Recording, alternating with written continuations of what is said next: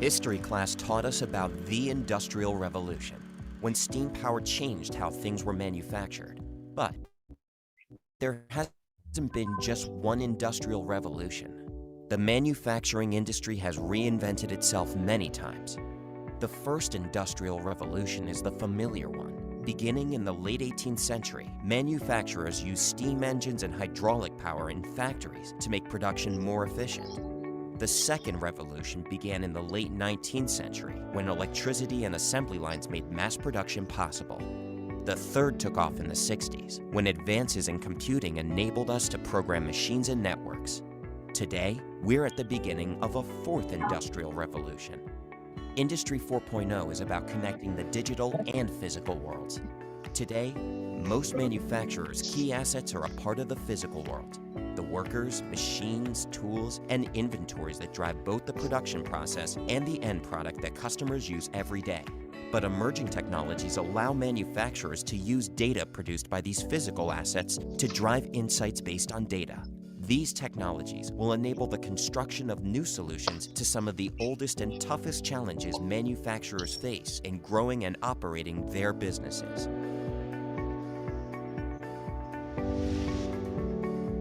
Eliminating unplanned downtime in the factory. Ensuring you never start work on the production floor that can't be finished with the material, labor, and machines you have on hand. Tripling the leverage you get from costly support labor and specialized tech talent. Changing the dynamics of your channel and creating new sources of revenue. Enabling your products to sell services for you. Growing your data business as big as your product business. Using customer and channel connectivity to achieve unprecedented levels of customer service. And the changes for the industry as a whole will be even broader, as broad as we've seen in past revolutions. Industry 4.0 will change the basis of competition, alter how manufacturers win customers, shake up the structure of the manufacturing industry, and give you the opportunity to make history.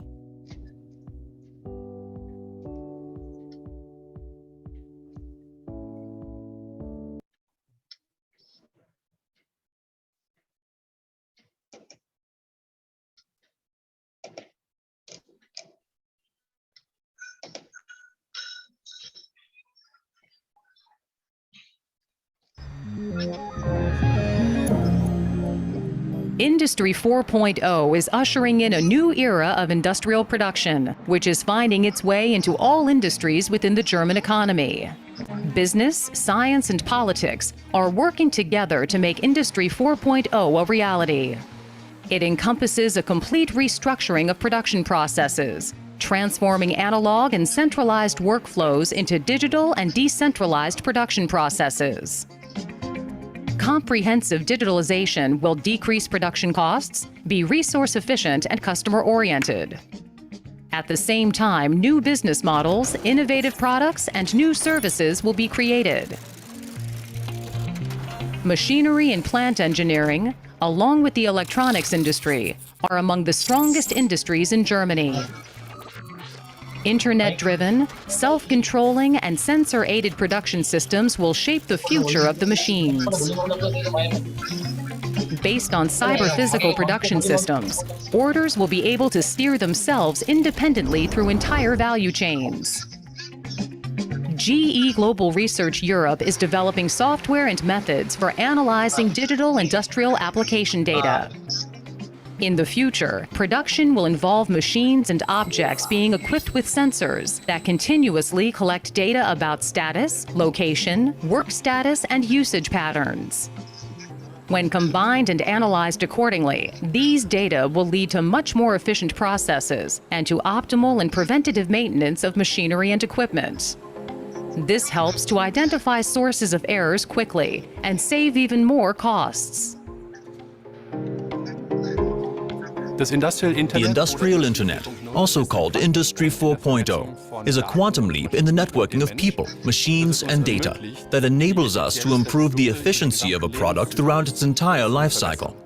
For our customers, this results in an increase in productivity throughout the lifetime of the product. In In future production processes, man, machine, and product will be communicating with each other, allowing for a self-organized production process. The product itself will become the crucial information carrier. By using Industry 4.0 technologies, they will autonomously decide where and how they are produced. Throughout Germany, companies and research institutes are working together to create the software. Communication between people, machines, logistics, and products must be achieved in real time. This way, all production processes, ranging from supply to delivery, can be optimized and customized. At one end of the chain, we have the smart factory, improving production quality.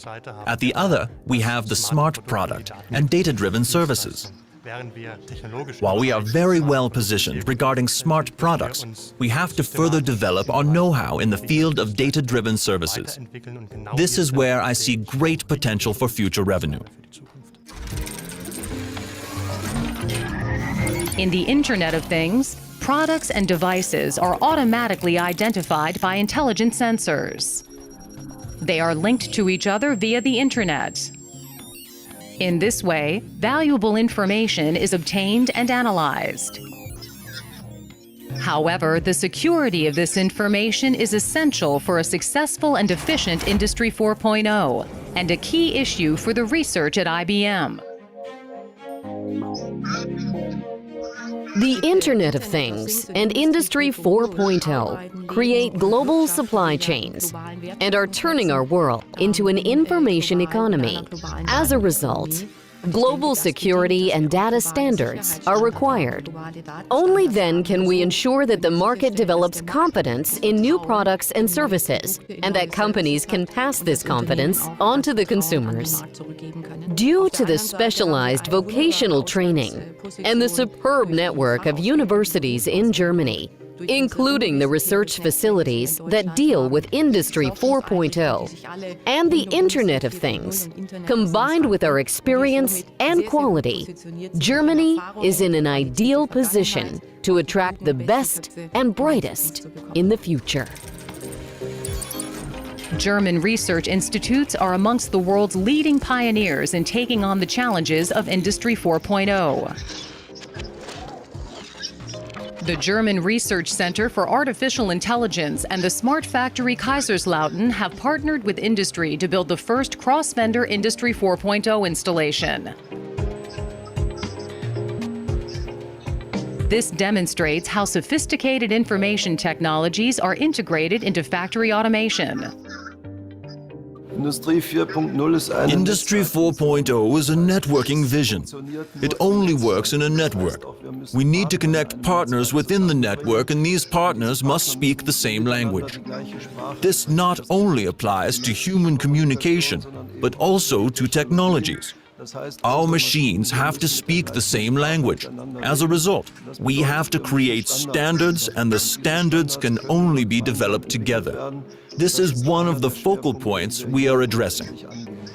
The Fraunhofer Institute is internationally renowned for its comprehensive Industry 4.0 research. Intelligent production lines for the automotive industry are being developed at the Fraunhofer IWU. Sensor networks allow for the flexible production of different car body styles on the same production line. Wir werden in einer Prozesskette, zum Beispiel im Automobilbau, von einem starken... In the future, we will have more flexible processes. Think of the automobile sector, for instance. From a supplier of steel that makes car body parts to an OEM right through to the car dealership. We will see cost reductions, shorter time to market times, and great potential for optimization in general. Also ein hohes Optimierungspotenzial heben können. Wenn wir die Daten später quer zu den Branchen... If we compare the data across different industry sectors, for instance, and connect vehicle and meteorological sensors with the weather forecast or insurance companies, we gain new insights and develop entirely new business models by centrally analyzing and correlating these large amounts of data.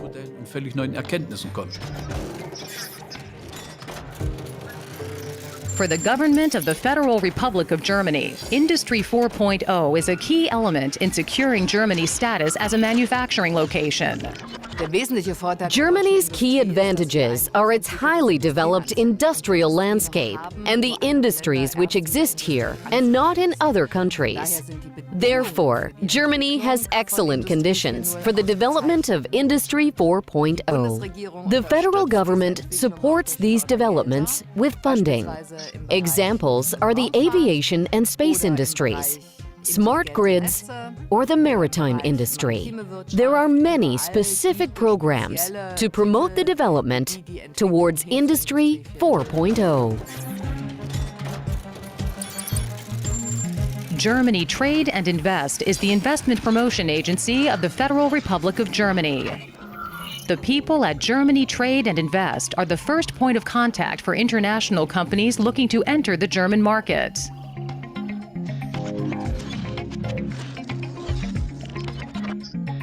We can help companies develop their strategy for entering the market in Germany.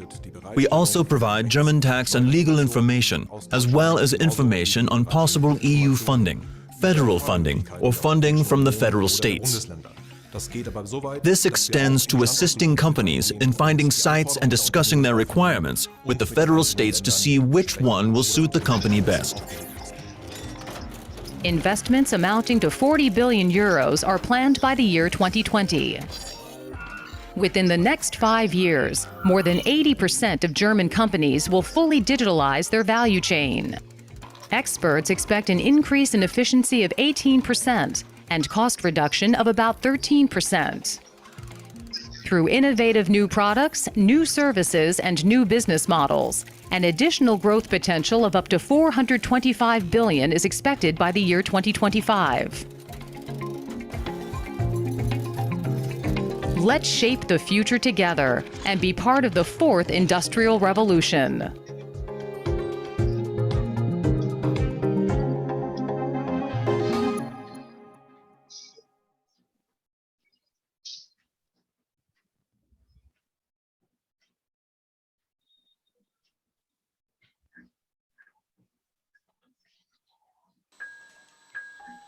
A vision of tomorrow's manufacturing. Products finding their way independently through the production process. In intelligent factories, machines and products communicate with each other, cooperatively driving production. Raw materials and machines are interconnected within an Internet of Things. The objective, highly flexible, individualized and resource-friendly mass production. That is the vision for the fourth industrial revolution.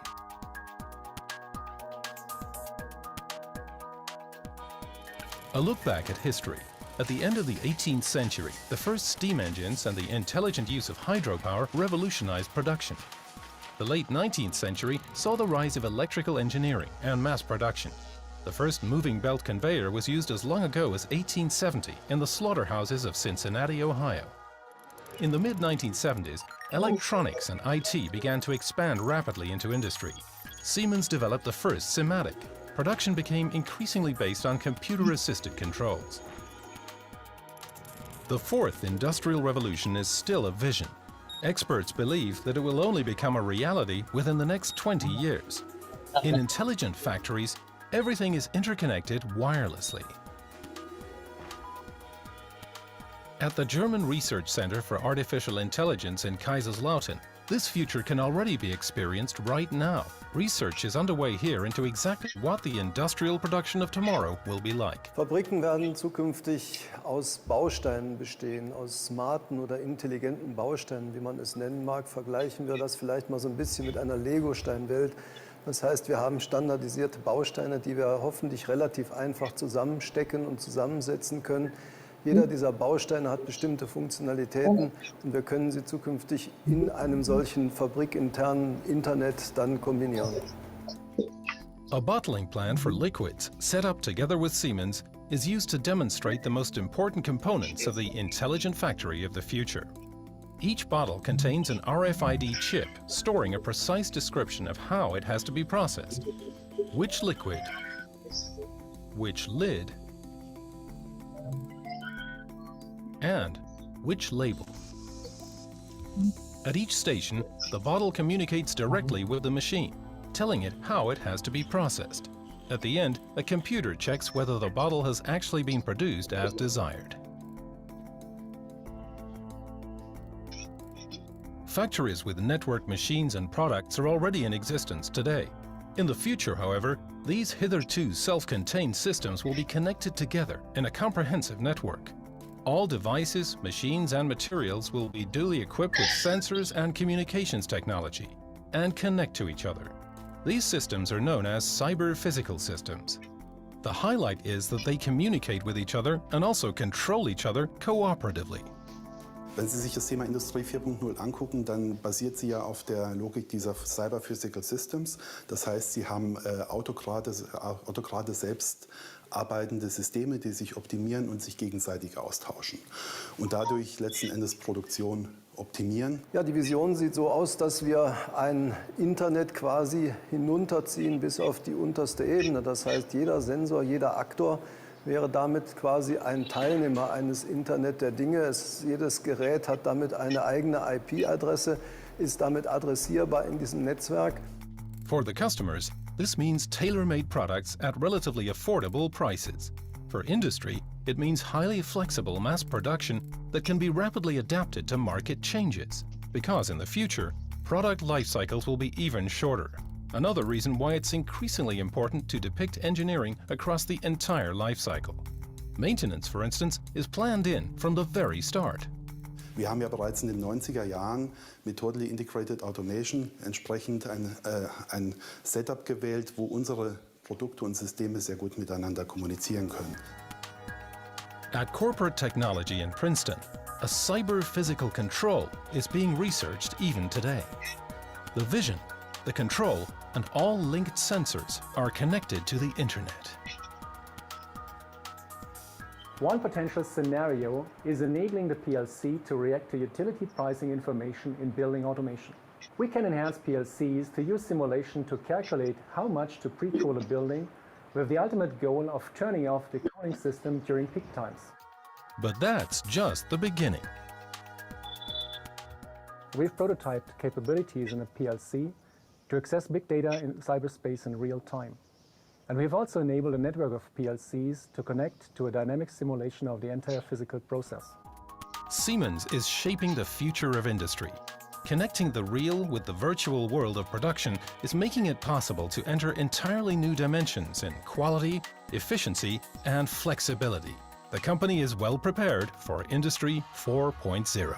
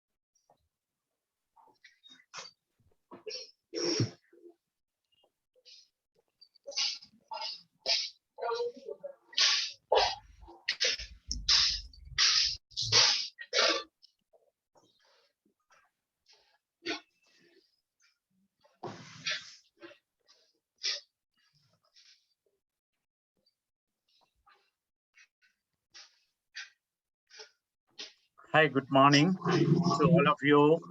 And I would like to welcome all of you to this workshop. Today, a small change at the program. You know, the FCCISL President Shirley Javadana was supposed to do the welcome speech. Since she had to travel to India to attend a conference as the Senior Vice President of the Federation of Chamber of Commerce and Industry, So I will do the welcome as well as I will do the introduction of the event too. So let me first welcome General Daya Ratnayaka, Secretary, Ministry of Industries, for accepting our invitation to be our keynote speaker. We welcome Dr. Siddhika Senaratna, Director General, Sri Lanka Standard Institution, for accepting our invitation to be our guest speaker, and in addition, the support extended towards this event. So let me welcome our team of presenters today who are members of our organizing team, Dr. Rama Ramanathan, Dr. Premaratna Samaranayaka, Miss Samanthi Veerabahu, all from the School of Business, Western Sydney University, Australia. I welcome rest of the organizing committee members, Engineer Sena Piris, former president of the Asia Pacific Roundtable for Sustainable Consumption and Production, Engineer Nihal Kure, Director, Business and Industry Development Services Private Limited, Professor Chandana Pereira, Faculty of Engineering, Sri Lanka Institute of Information Technology. We have with us today two special invitees who participated in our previous session. Mr. Sarath Vijay Singha, Managing Director of Aqua Packaging Limited, and Mr. Bandula Patirana, Manufacturing Transformation and Digital Leader of Cosmo Lodestar Corporate Office from Sri Lanka. So they too participated in previous events. Today, they will be supporting our program with sharing some knowledge with you. A very special welcome and appreciation to Inokadi Alvis, Director Policy, Ministry of Industries, for motivating us to have this session, especially for the companies in the Ministry of Industries Advisory Committee. I welcome all the other participants from the Ministry of Industries and their invitees, participants from the Sri Lanka Standard Institution and their invitees, all the participants from various companies, and my colleagues from FCCISL. So let me conclude the welcome part and move to the introduction of the event. Industry 4.0 is widely spoken subject, and many industries want and like to move towards the Industry 4.0. Today, the challenge is some of them, even they want it, they don't know what is the real pathway to move forward. Most of you must have many machines in your organizations, state-of-art machines to older machines. When the machines are in operation, you can collect a tremendous amount of data. This data can be used for maintenance, performance improvements, and many other things. This same data can be analyzed and identify patterns and insights that would be impossible for a human to do in a reasonable time frame. That's why today the Industry 4.0 has catch all over the world such an interest. So this kind of artificial intelligence, Internet of Things will bring in a lot of good results to the world in the near future. Recently, I participated in an Industry 4.0 3-day workshop conducted by the Asian Productivity Organization. Most of the participants are from Asian countries, and many of the presenters are also from Asian countries. Countries like Bangladesh, Singapore has spent a lot of money and a lot of time on developing Industry 4.0. So there I found, you know how countries like Bangladesh move forward. So now we are today getting their support to run our economy. But they have gone and started in material of politics and even the opposition on certain things, the digitalization of Bangladesh and various other initiatives, they work as one team. So therefore, there was a gentleman from their Ministry of Industries make a presentation. He shared a story how they have got 134 companies to come in and apply for a training session on Industry 4.0. Finally, they selected 50 organizations, which includes small and medium and large organizations. So when I raise a question, who did better? Actually, his answer was, he said, the small and medium companies did better than the larger companies. I asked, any particular reason. So he said, if the decision making of a small and medium company is faster, easier. In a larger organization, that can be a bottleneck because you have to ask from so many people, and some, of course, they are not fully aware about the potential of the Industry 4.0. So therefore, it can take time.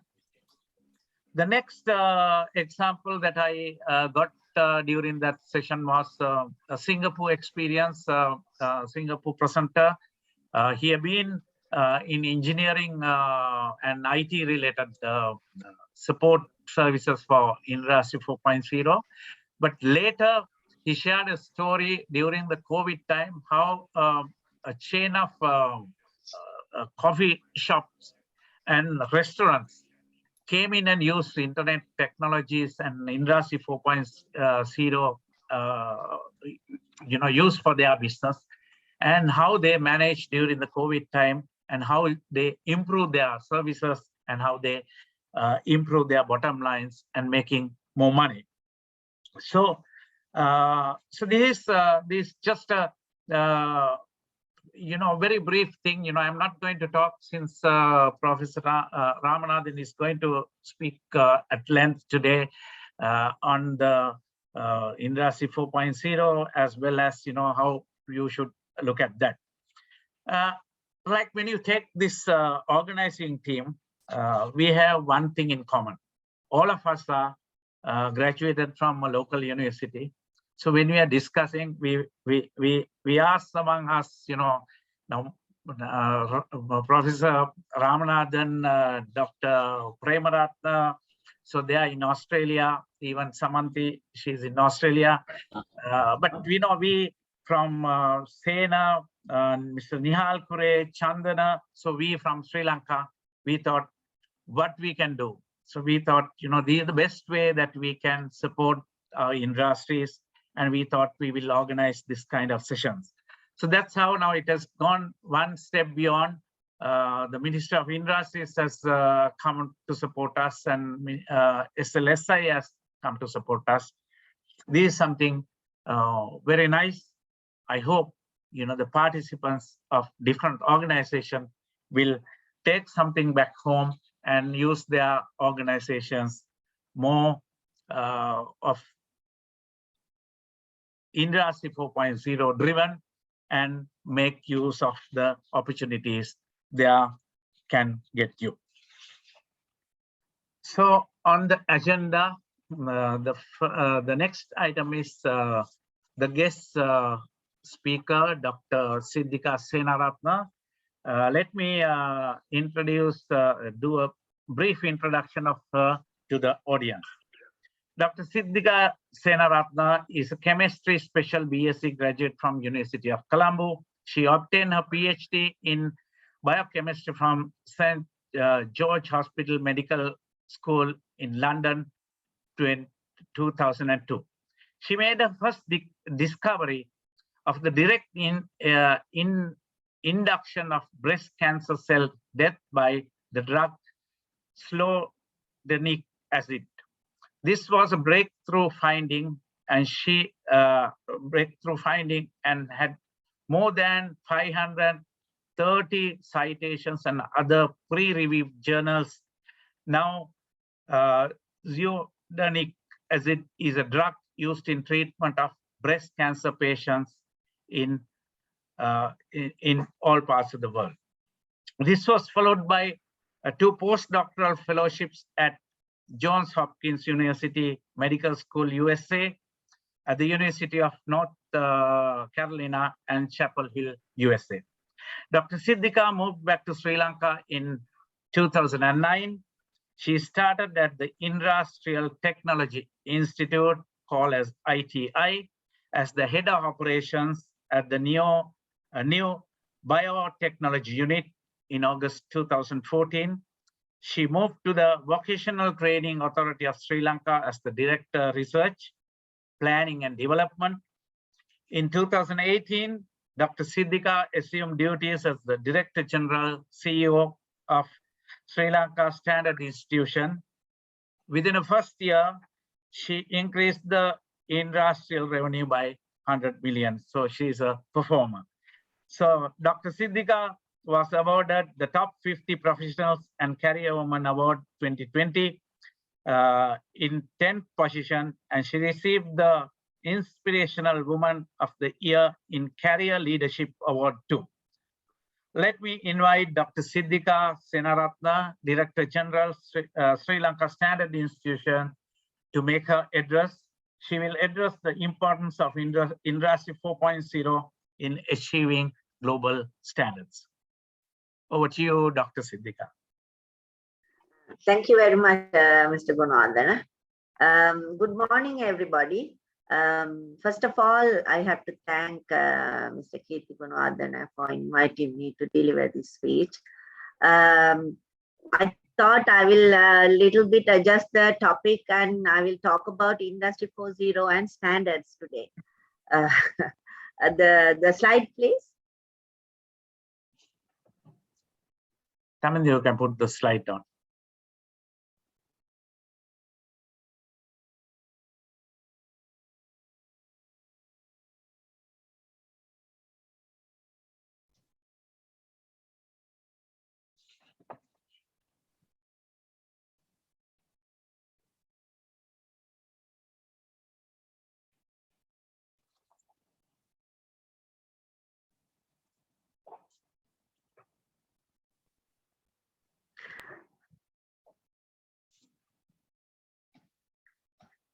Okay, so I like this diagram, which clearly shows how the 4 industry revolutions evolved. And at the bottom, you can see the enablers as well. So the 4th industrial revolution, or Industry 4.0, refers to emerging technologies such as robotics, artificial intelligence, blockchain, nanotechnology, biotechnology, the Internet of Things, 5th generation wireless technology or 5G, additive manufacturing or 3D printing, and autonomous vehicles, which are blurring the traditional boundaries between the physical, digital, and biological worlds. The increased connectivity of people and things will impact the way we produce, trade, and communicate, much like steam power transformed production methods and the way of life of many societies during the first industrial revolution.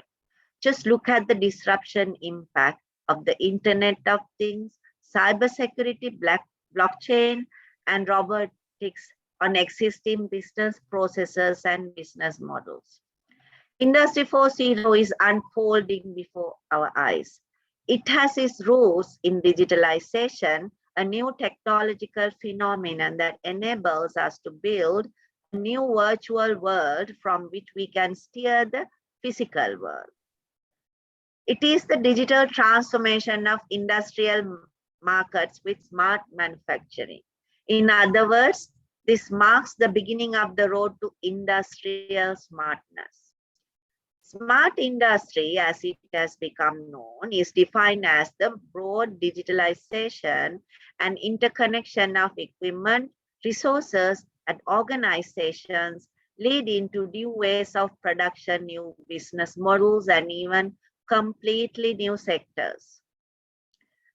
Take a smart robot, for example. Its value is greatest if it can work together with other machines on a production line. This interoperability within the factory, between companies and with customers is the reason why many businesses are setting their sights on smart industry. Such developments are opening up in all manner of opportunities to manufacture products faster, more cheaply, and to a higher quality, while being able to align them more closely with clients' needs, as they can increasingly be made up on a custom basis. The goal is to define the common rules or common language needed to build reference models for a smart manufacturing system. So what do you mean by common rules or common language? Here we are talking about standards indeed. Standardization is critically important for driving smart manufacturing towards global and sustainable development goals. A key way to deal with the speed and complexity of this fast-changing industry is to make sure that everyone is speaking the same language. Industry 4.0 transformed the way enterprises manufacture products. Using a network of computers and data exchanges, processes are automated and production becomes more efficient.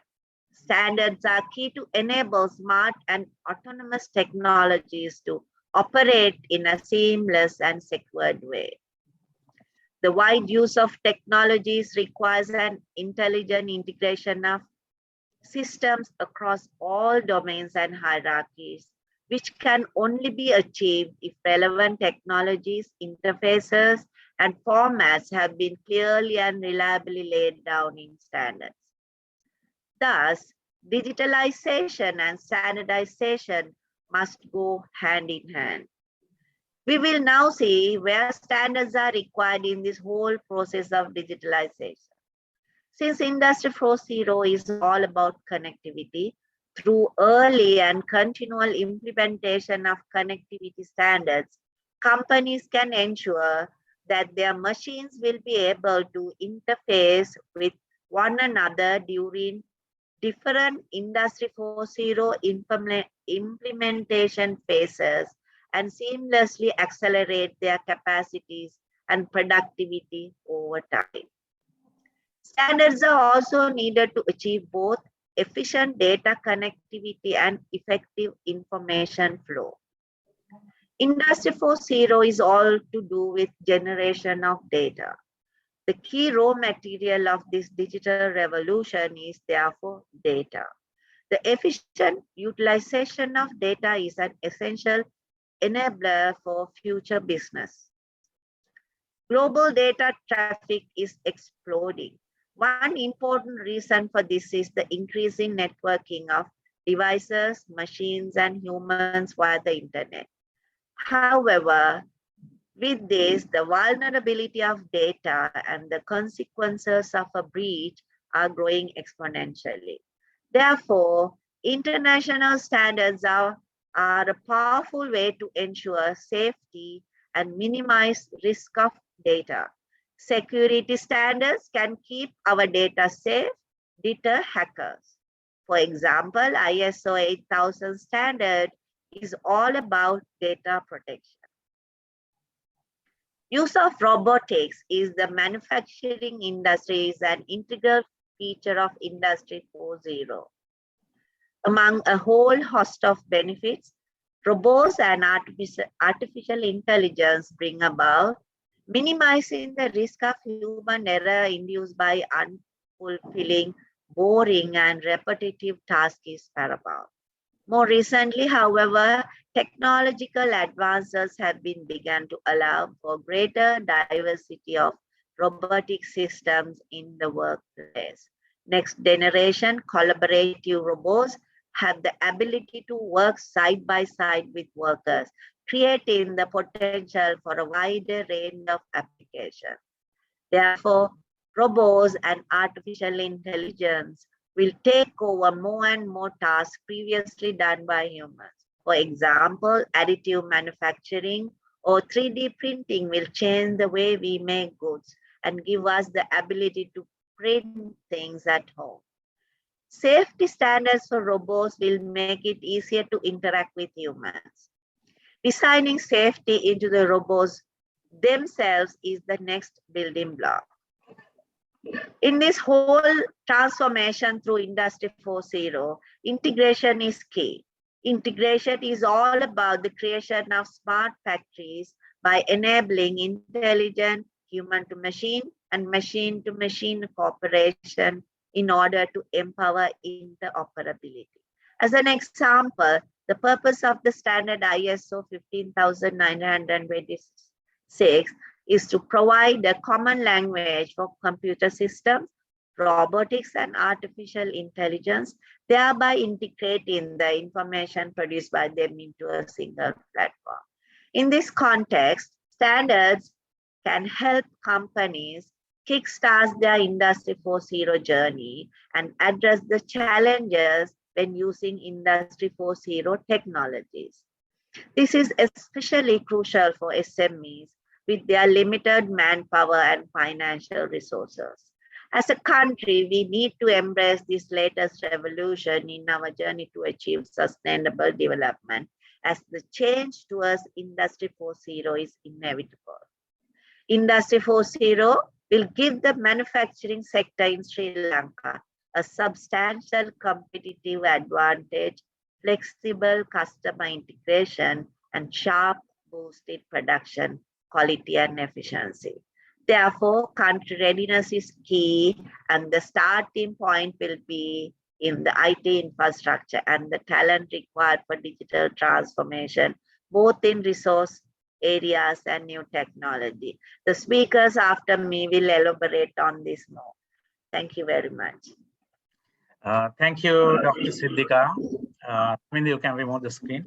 Thank you, Dr. Siddhika. It's I think we have a very nice relationship in Industry 4.0 and the standards, which you had standards. We try to improve Industry 4.0. You mentioned some of the standards which is very much related to the Industry 4.0 platform. So let me introduce our keynote speaker, General Daya Ratnayaka, to the participants. He was educated at Malidev College, Kurunegala. Upon commissioning as the second lieutenant, he followed the commando officer training and many other training programs related to management and defense at UK, Honolulu, Hawaii, USA. He also graduated from Defense Service Command and Staff College, Bangladesh, National Defense University, China, and Army Intelligence School, Arizona, USA. He started his military career as an officer cadet in 1980 and commissioned as a second lieutenant and commanded many units at Sri Lanka Army. He played an important role in operations of liberation of Wakare and Topigalo. He also held the post of Commissioner General of Rehabilitation for rehabilitation of 12,000 ex-LTT combatants under the Bureau of the Commissioner General Rehabilitation. His other notable appointments include Commanding Officer of Sri Lanka Military Academy and Director, Media and Military Spokesman for Ministry of Defense. In 1st August 2013, he became the 20th Commander of Sri Lanka Army and promoted to the post of Lieutenant General simultaneously. He got many awards, including Veera Vikrama Vibhushana, Rana Vikrama Padakkama, Rana Sura Padakkama, Uttama Seva Padakama, and many more, which will take long time to read. And he was named as the most decorative officer to have been made the commander. He was appointed chairman Sri Lanka Ports Authority in 2019, and in 2021 he was appointed to the position of Secretary of the Ministry of Industries. Let me invite General Daya Ratnayaka to make his keynote. Hi everyone, good morning to everyone. Thank you very much, Kirti, for that nice introduction.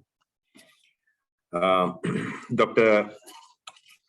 Krishnamurthy Ramanathan, the other academics of the Western Sydney University, Australia.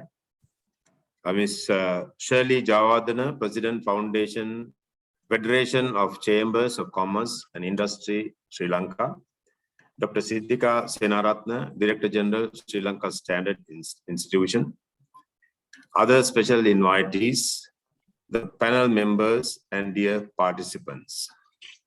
First of all, I would like to thank Mr. Kirti Gunawardena, Senior Vice President of Federation of Chambers of Commerce and Industry, Sri Lanka, for inviting me to make the keynote address at this important webinar focusing on transitioning the manufacturing sector of Sri Lanka to the Industry 4.0 level. As the Secretary to the Ministry of Industries, I am of the view that the manufacturing sector is the catalyst which could ensure the fast and steady growth of our economy.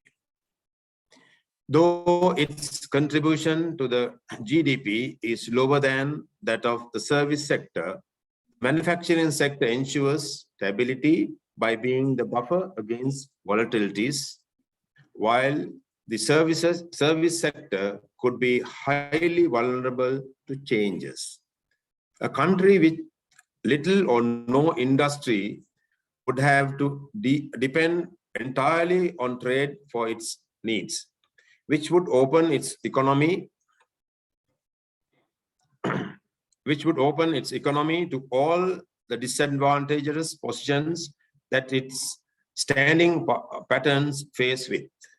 That is why we should all endeavor to create a globally competitive and resilient industrial base in Sri Lanka. At present, the contribution of the manufacturing industry of Sri Lanka to the GDP is only 15.5%. The contribution of the industrial sector is 25.5%. Even though the manufacturing sector contributes to 76.4% of total export of Sri Lanka, a high technology exports as a share of manufactured export is only 1%, ladies and gentlemen. High technology industries enable a country to gain a higher return on investment, as evidenced by products such as iPhone. The profits of the country which contributed to develop the technology of a product is much higher than the countries which manufacture the final product or the components. The profit that the United States of America gains from the iPhone as a developer of the technology is around 60%, while the profits of China, which is the final good manufacturer, is just over 5%. Hence, it is evident that the knowledge component of a product generates a much higher value than the labor which goes into a product. Accordingly, Sri Lanka needs to bridge the gap between labor-intensive industries and knowledge-based industries. Though policies and reforms which facilitate technological advancement and research, and through policies and reforms which facilitate technological advancement and research and development. As we all know, the first and second industrial revolution paved the way for the transition from an agrarian economy to mass manufacturing, while the third industrial revolution facilitated electronics and automated production. As a country largely operating between the industrial level 2.0 and 3.0, Sri Lanka needs to take a great leap forward to be on par with the global economy, which is dominated by cutting-edge technologies such as artificial intelligence, Internet of Things, smart manufacturing, advanced materials, advanced robotics, etc., which are characteristics to the fourth industrial revolution, industry level 4.0. The focus on the fourth industrial revolution provides the domestic industries a clear path towards becoming globally competitive through technological advancement. However, the high investment required to adopt new technology, the high investment required to adopt new technology prevents the domestic industries fulfilling such aspirations. That is where the government should intervene by making public investment in a strategic and focused manner to provide the technological advancement to the manufacturing sector requires. In parallel, ladies and gentlemen, it is vital that the education sector of Sri Lanka is reformed as a demand-based system which could cater to the real needs of the economy. As evidenced by the ancient technological advancement of our ancestors, our human resource is highly intelligent and creative and has a high potential of taking the manufacturing sector to the industry 4.0 level, is strategically utilized. However, due to the drawbacks in the education system, we have failed to utilize our strength. Hence, more opportunities should be created at tertiary education level in the science, technology, engineering, and mathematics, and information and communication technology sectors. While measures should be taken to minimize brain drain. Graduating the manufacturing sector to the Industry 4.0 is one of the key objectives of the national policy for industrial development, which is currently being developed by our Ministry of Industries. Hence, this is an ideal time to assess the prospects of Sri Lanka to the Industry 4.0 setting, as well as to evaluate the readiness of domestic industries to capture the technological changes that would come with the fourth industrial revolution. Therefore, ladies and gentlemen, the efforts of the staff of Federation of Chambers of Commerce and Industry of Sri Lanka, the Faculty of Engineering of the Sri Lanka Institute of Information Technology, and the School of Business of the Western Sydney University, Australia, who contributed to organize this timely and useful webinar for the benefit of the manufacturing sector of Sri Lanka is highly appreciated. And thank you very much for giving me an opportunity to address you at this important event, ladies and gentlemen. Wishing you all a productive, interactive session. And thank you very much.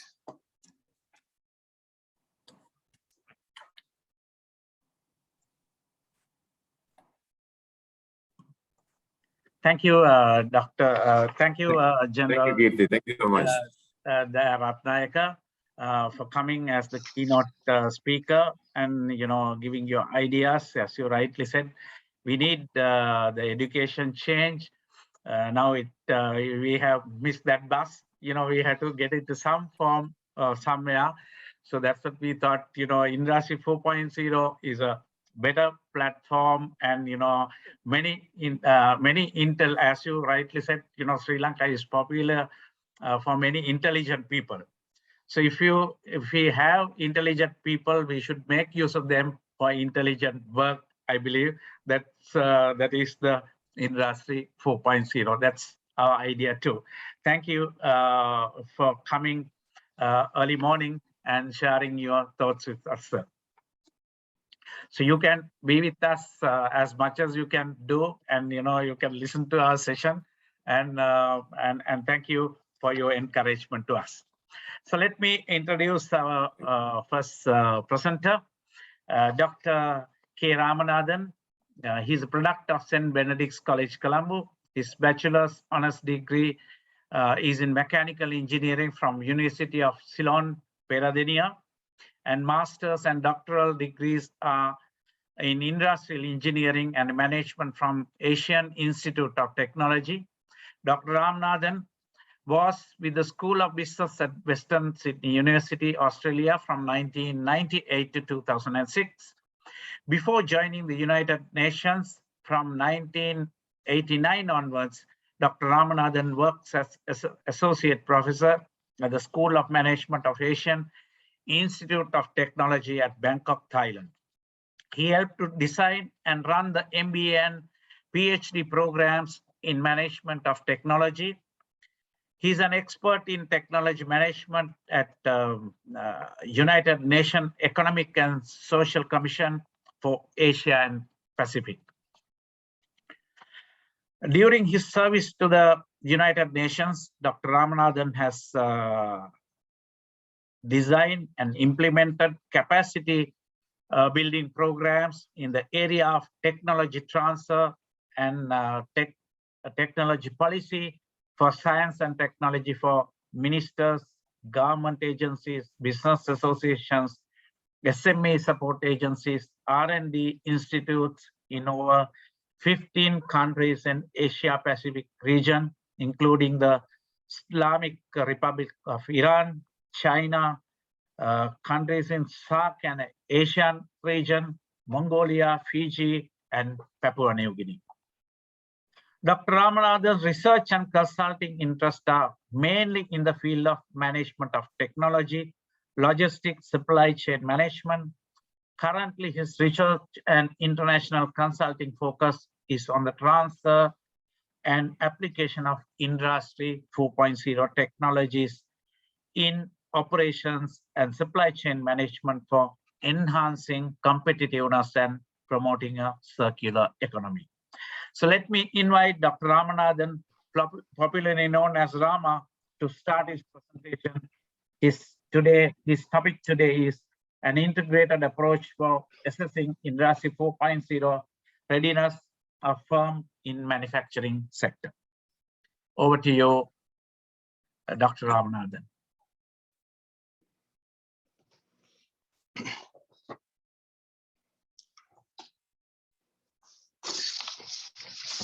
Thank you very much, Mr. Kirti Gunawardena, for the very kind words of introduction. General Daya Ratnayaka, Secretary, Ministry of Industries, Dr. Siddhika Senaratna, Director General of the Sri Lanka Standards Institution, Ms. Sinoka D. Alves, Director Policy Development, Ministry of Industries,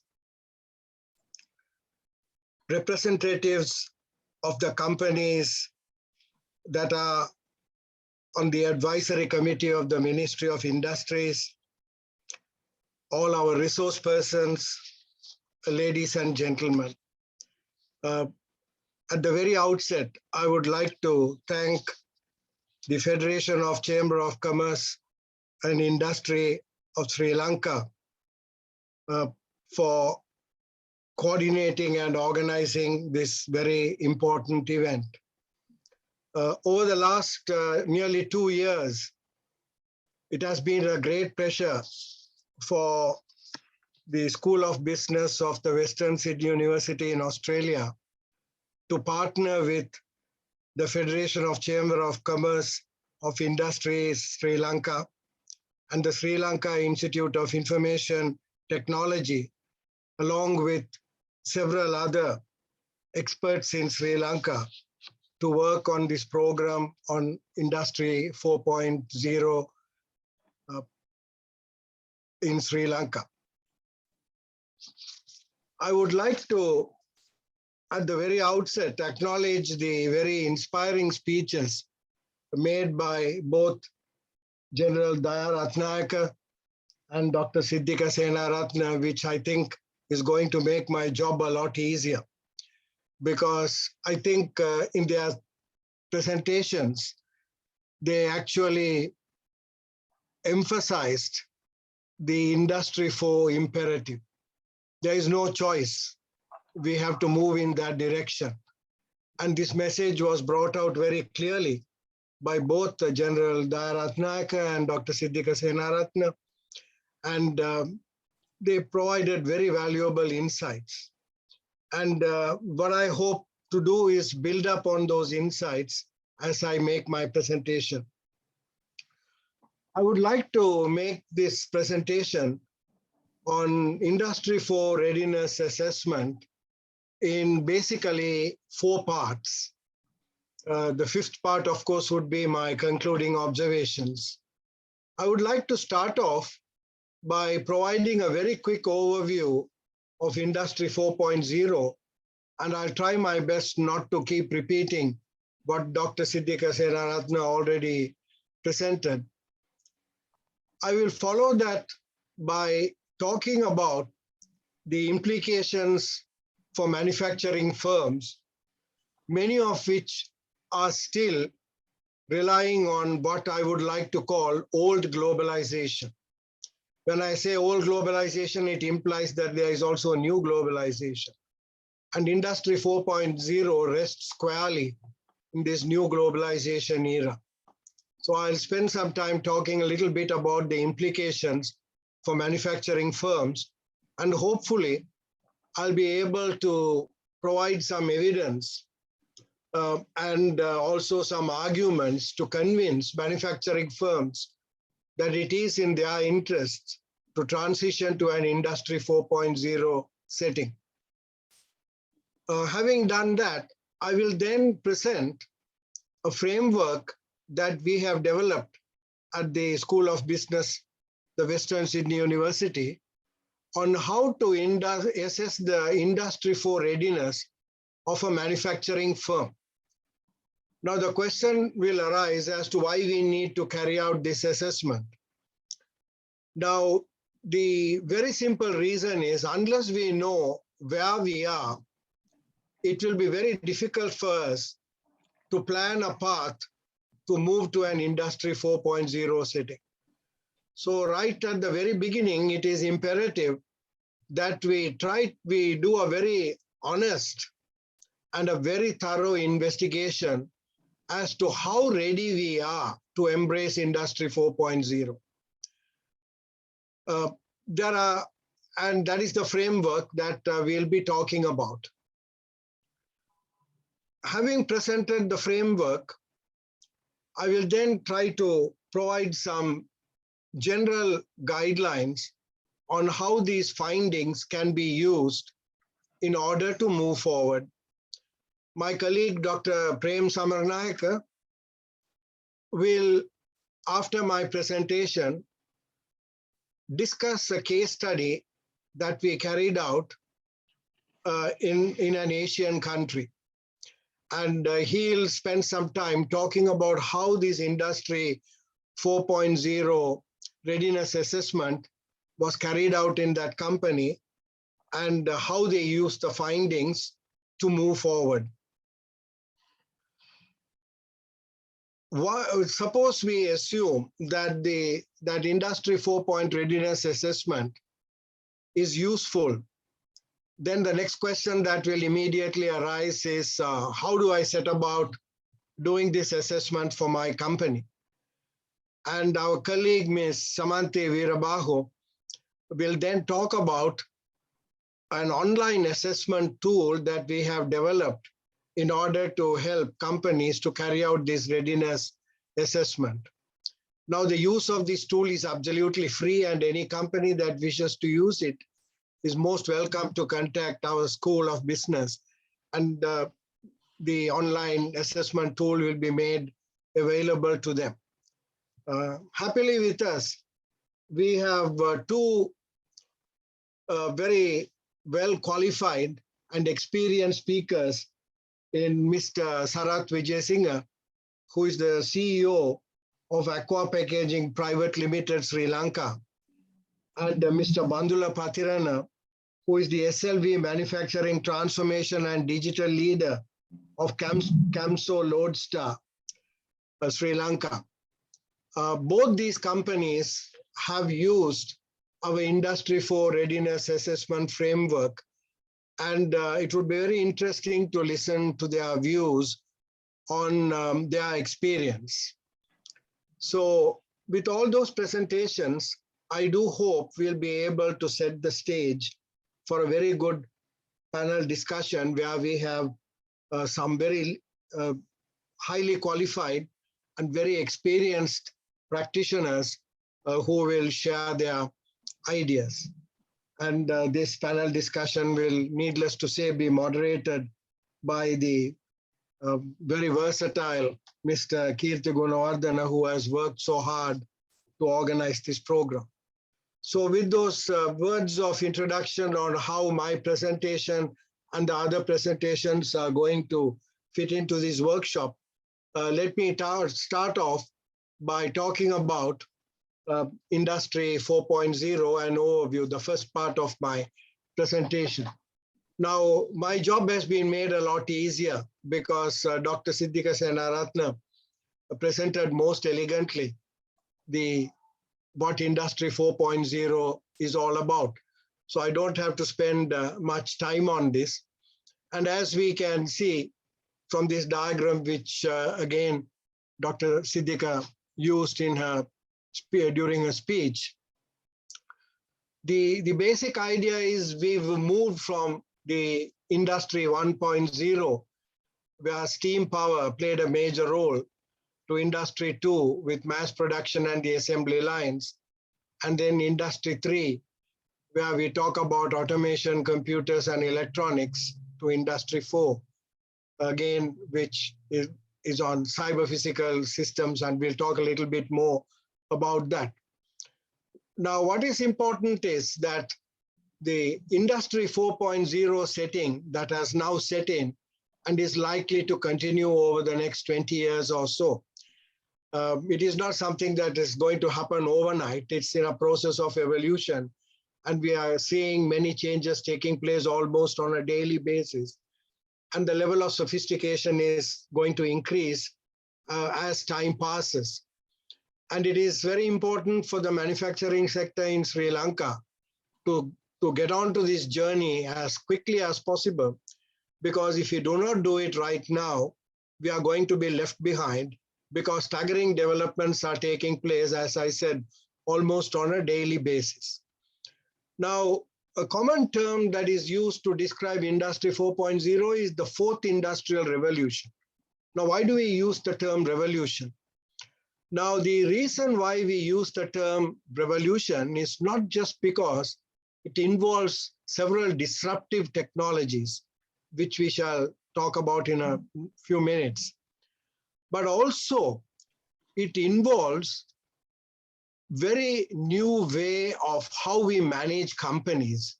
And the term managerial innovation is used to describe the way we need to manage this Industry 4.0 setting. Because with this Industry 4.0 technologies, production processes will be revolutionized. The way we produce goods and the way we distribute it, everything is going to change quite dramatically. So it is very important to understand that along with Industry 4.0, we also are beginning to witness another evolution in the entire supply chain. In fact, there are many writers who are now talking about supply chain 4.0 as well, because it accompanies the Industry 4.0 revolution. Now, here are a couple of statements that have been made. The Industry 4.0 revolution actually got a kickstart in Germany. And since then, it has spread across the globe. And here we have the former Chancellor of Germany, Angela Merkel, talking about the importance of Industry 4.0. And there she points out that we have to deal quickly with the fusion of the online world and the world of industrial production.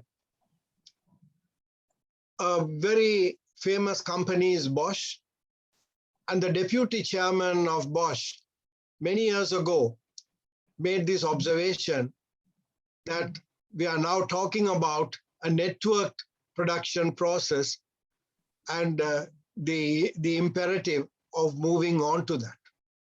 And then we have this very famous consulting firm, McKinsey, where some of the senior partners in that company point out that Industry 4.0 is not just a flashy catchphrase.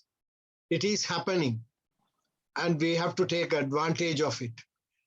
And it is also being pointed out that in this world of production, all the entities that are involved along the entire supply chain are going to be networked until everything is interlinked with everything else.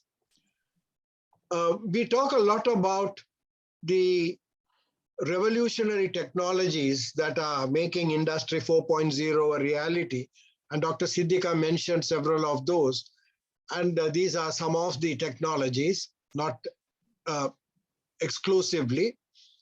But these are the ones that are commonly pointed out, where we talk about autonomous robots, we talk about horizontal and vertical system integration, Internet of Things, cybersecurity, the cloud, additive manufacturing, augmented reality, big data and analytics, simulation, and so on. So these are what we call the foundational technological advances. Sometimes the term exponential technologies is also used to describe these technologies. And there are many, many more, including sensors, so on and so forth. Now, we use the term cyber-physical production systems quite commonly when we talk about Industry 4.0. And what is a cyber-physical production system which uses these foundational technologies? Basically, what we are saying is that a cyber-physical production system, using layperson's language, is essentially connecting the digital and physical worlds with minimal human intervention. It is almost as if the machines talk to each other without anybody intervening. And this is made possible because we are able to now connect the digital and physical worlds. And with minimal human intervention, it becomes possible to achieve such a setting where machines talk to each other, not just within a company, but machines from one company will be able to talk to the machines in a supplier's company, or to the machines in another company that is downstream of the supply chain as well. So the cyber-physical production systems are a very important component of an Industry 4 setting. Now, as I said, when we are able to connect digital and physical worlds, and when machines and systems in one company are able to talk to machines and systems in another company, it facilitates the horizontal integration of global value chains. And furthermore, the great advantage is that if you want to design a new product, it can be carried out along the entire supply chain through a process which is called through engineering collaboration, which means collaboration throughout the supply chain. Now, the great advantage of Industry 4.0 are many, just to mention a few here. Improved product design and improved customer relationships, which again, Dr. Siddhika highlighted.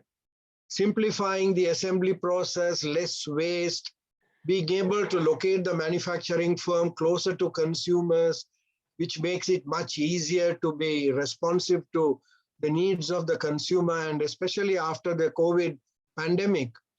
a lot of companies are now interested in not just having a large factory in some part of the world, but having many smaller factories using Industry 4 technologies located closer to consumers in order to minimize the disruption in the supply chains.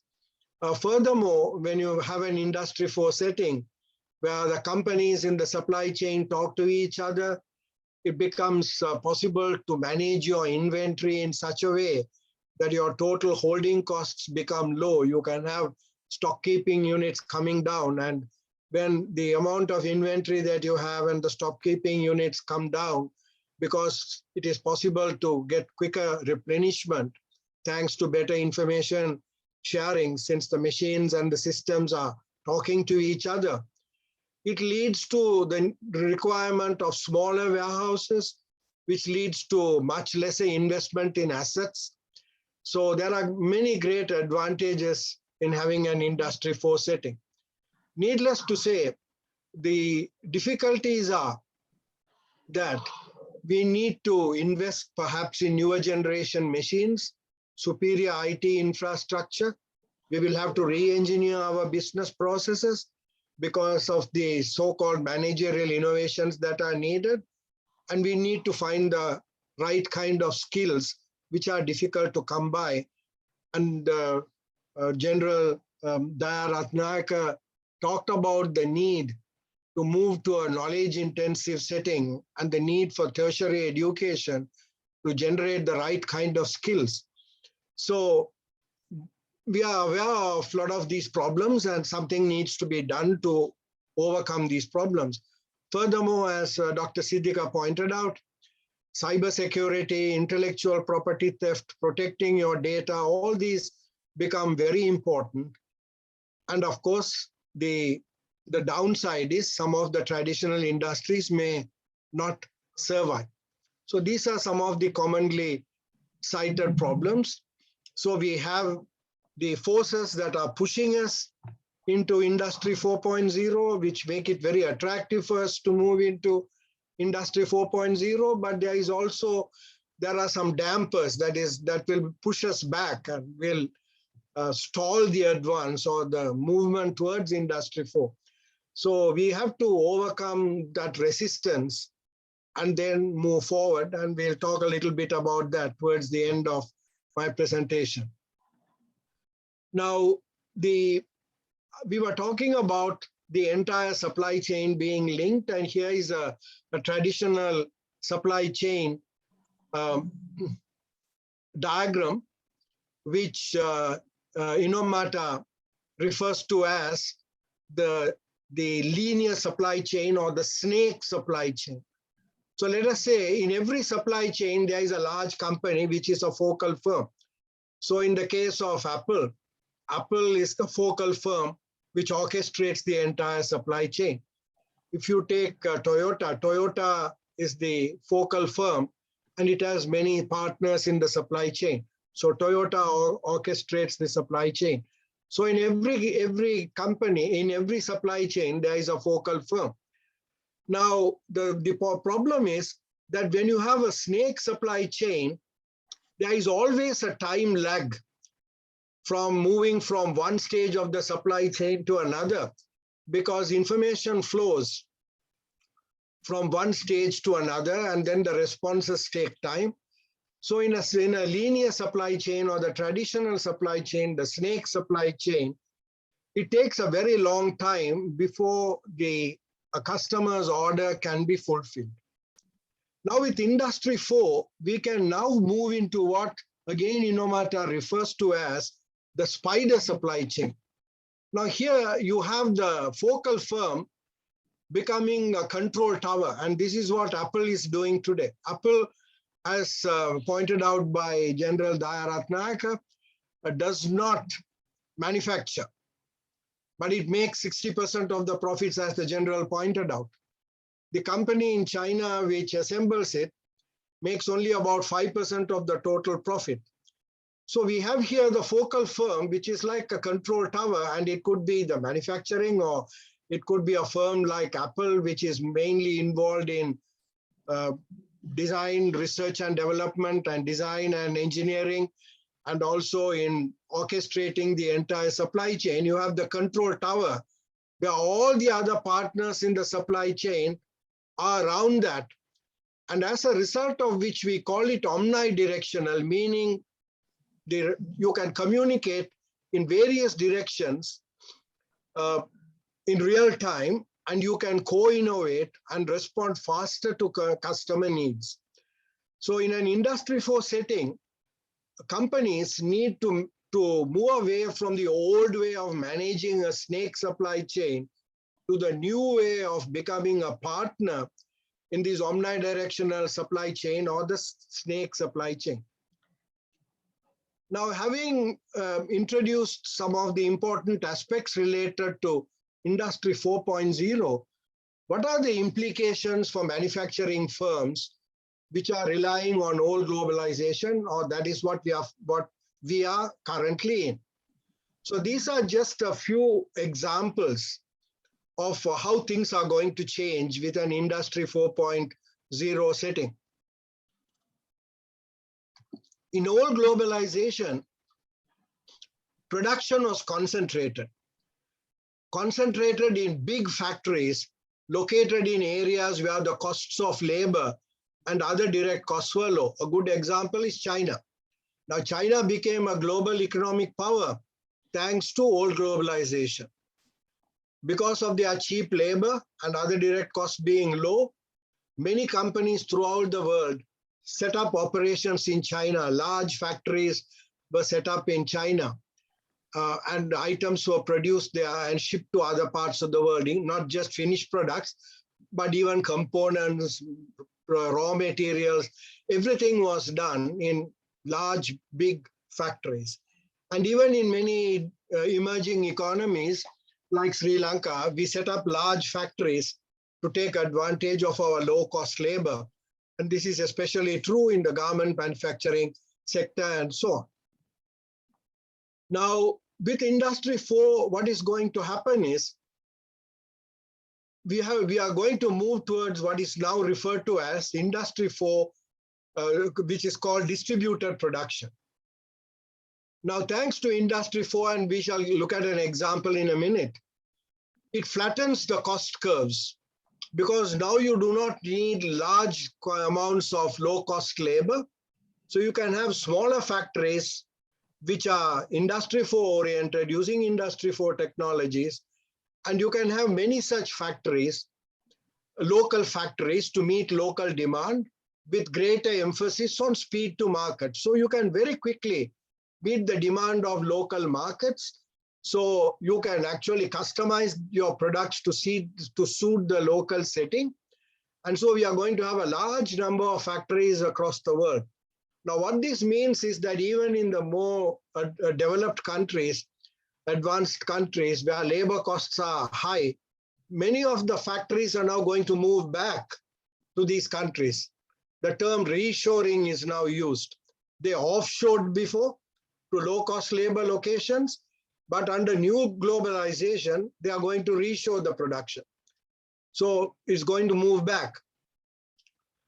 In the old globalization, what governments did was they entered into multilateral agreements and market liberalizations, trying to lower the cost of cross-border trade, because the reason is they wanted to take advantage of trade between countries, taking advantage of low-cost labor, and so on. But now in new globalization, many governments are encouraging local supply. It does not mean that they will no longer enter into multilateral agreements or prevent cross-border trade. But what they are now doing is they are encouraging local supply. And especially after the pandemic, governments have realized that it would be unwise to depend on the old way of bringing things into a country, bringing products into a country.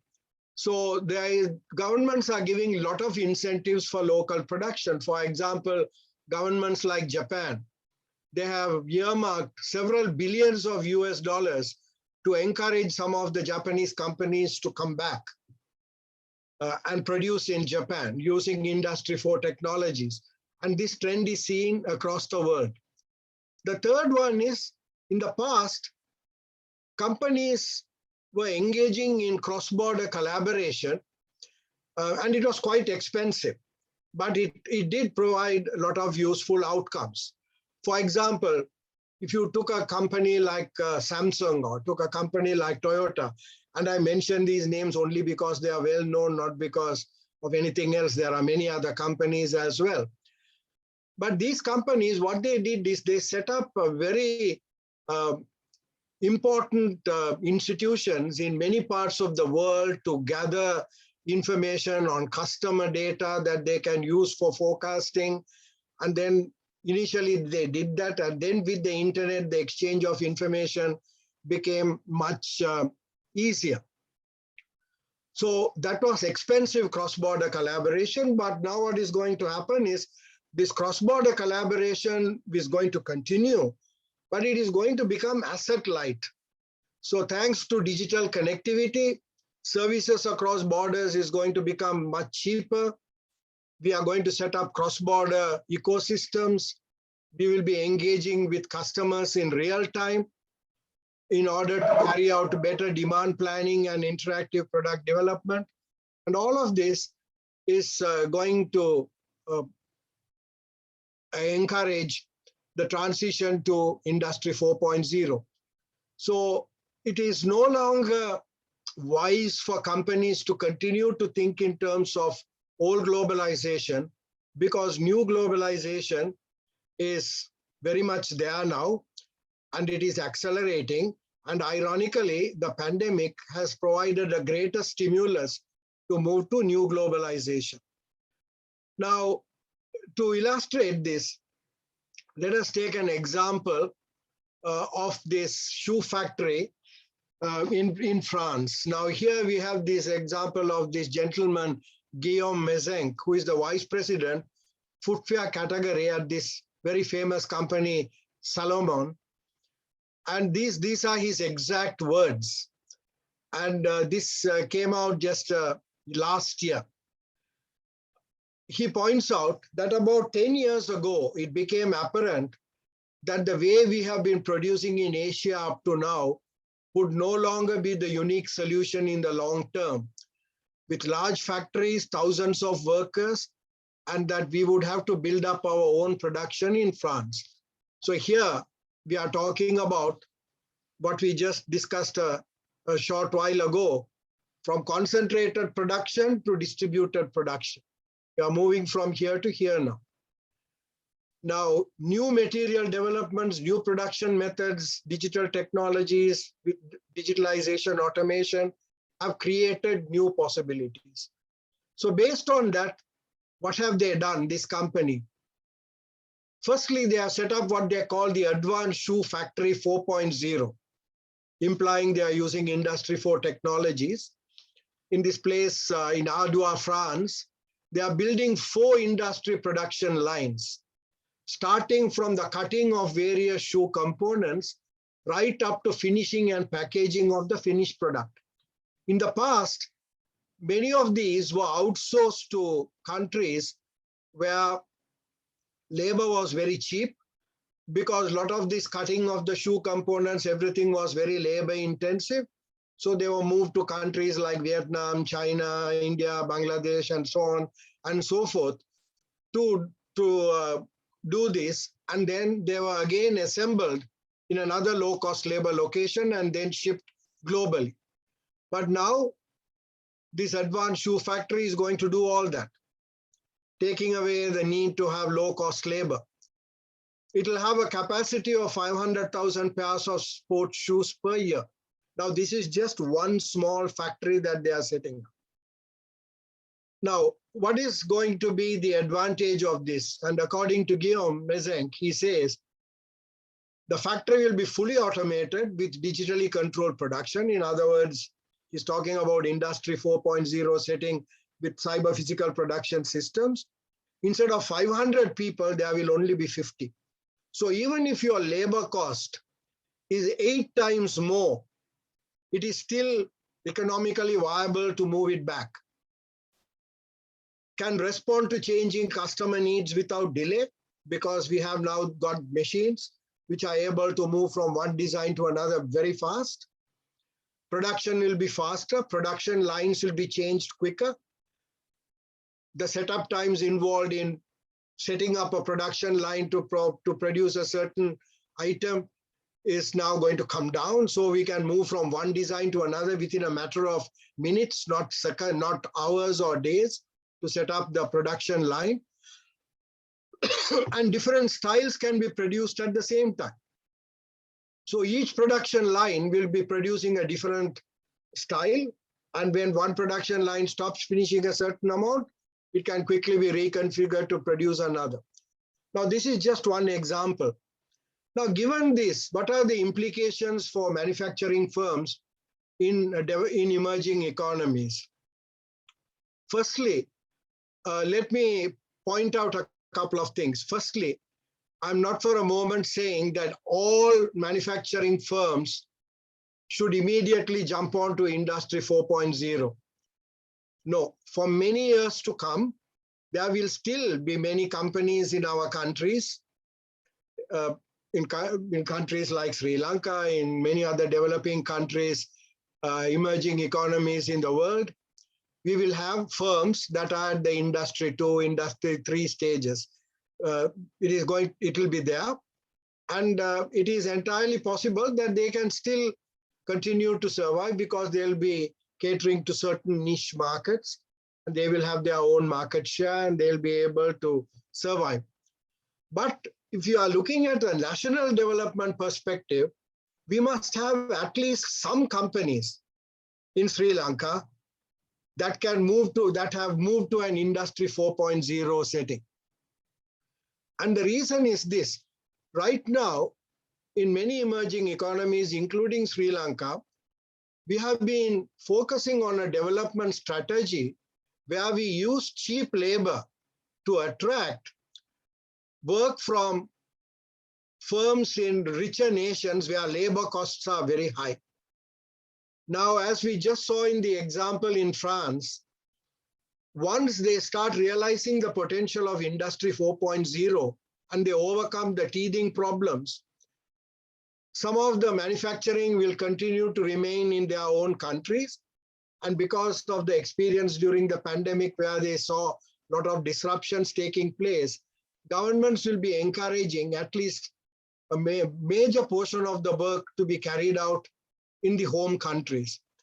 So this strategy of relying on cheap labor to attract vast quantities of outsourced work may not be feasible in the long term. Yeah, there will be still some outsourced work. It's not going to disappear overnight, but gradually it will start coming down, and it is not wise to rely on that forever. Now, this does not mean that everything is gloom and doom for countries like Sri Lanka, because we are going to lose all this outsourced work.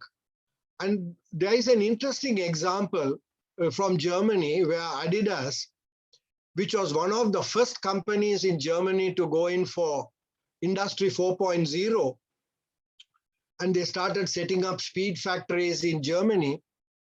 What they have now done is they have put a brake on that. And they have said, yes, we have started it and we know it works. But what we are going to do is we are going to set up these Industry 4.0 factories in countries like China, where they have low-cost skilled labor and excellent manufacturing capacity. Now look at that combination, that's amazing. If you have skilled labor, which is still low cost, you can attract some of these Industry 4.0 factories to be located in emerging economies like Sri Lanka. And if we have excellent manufacturing capacity where we can deliver, we can still continue to attract a lot of work, while on our own, independently, our own companies can become global players by moving to an Industry 4 setting. So advanced Industry 4 technology with skilled low-cost labor will deliver greater competitive advantage. So given that, what do we do next? Now, a study has shown that even though globally, not just in emerging economies, but even in the so-called richer, technologically advanced countries, not all companies have embraced Industry 4 immediately. About a survey carried out shows that 70% of the participants said that Industry 4 is very important, and about 65% said that it is going to have a big impact in their industries, but only 18% have said that they have implemented some Industry 4 technologies like additive manufacturing or what is called 3D printing. And some are implementing it only as small pilot projects at all or not at all. So that means that companies in Sri Lanka are not really way behind. If we start now, we can very quickly also move forward. So that's the good news. Just to move on to the assessment, I would like to just look at this. The president of the Federation of German Industries, Ulrich Grillo, he makes a very sarcastic observation that the only success of Industry 4.0 is that it is on everyone's lips. So everybody is talking about it, but nobody is doing much about it. So it is what his argument, what he is trying to say is, it is not enough to talk the talk. We have to now start to walk the talk. So that's important. So the starting point for any company to commence the Industry 4 transformation journey is to ask yourself, how ready are we to embrace Industry 4.0, and how do we carry out that assessment? So this is the assessment framework that we have developed. Now, basically, what this framework says is that if you want to assess Industry 4 readiness, that readiness in a manufacturing firm has to be looked at in the context of 8 determinants here. These are the 8 determinants that we are showing here around this little wheel here. And I'll talk about those determinants in a minute now. Those 8 determinants, the first one is called strategy and organization. In other words, in the company, has Industry 4.0 been taken seriously as a strategic initiative? And we'll come to that in more detail. What kind of plant and equipment do we have? How ready is our plant and equipment to transition to Industry 4.0? How good is our information technology systems and data management? You may recall that Dr. Siddika pointed out in a speech that, if I remember correctly, she said the key raw material for Industry 4.0 is data. So information flow is the lifeblood of an Industry 4.0 setting.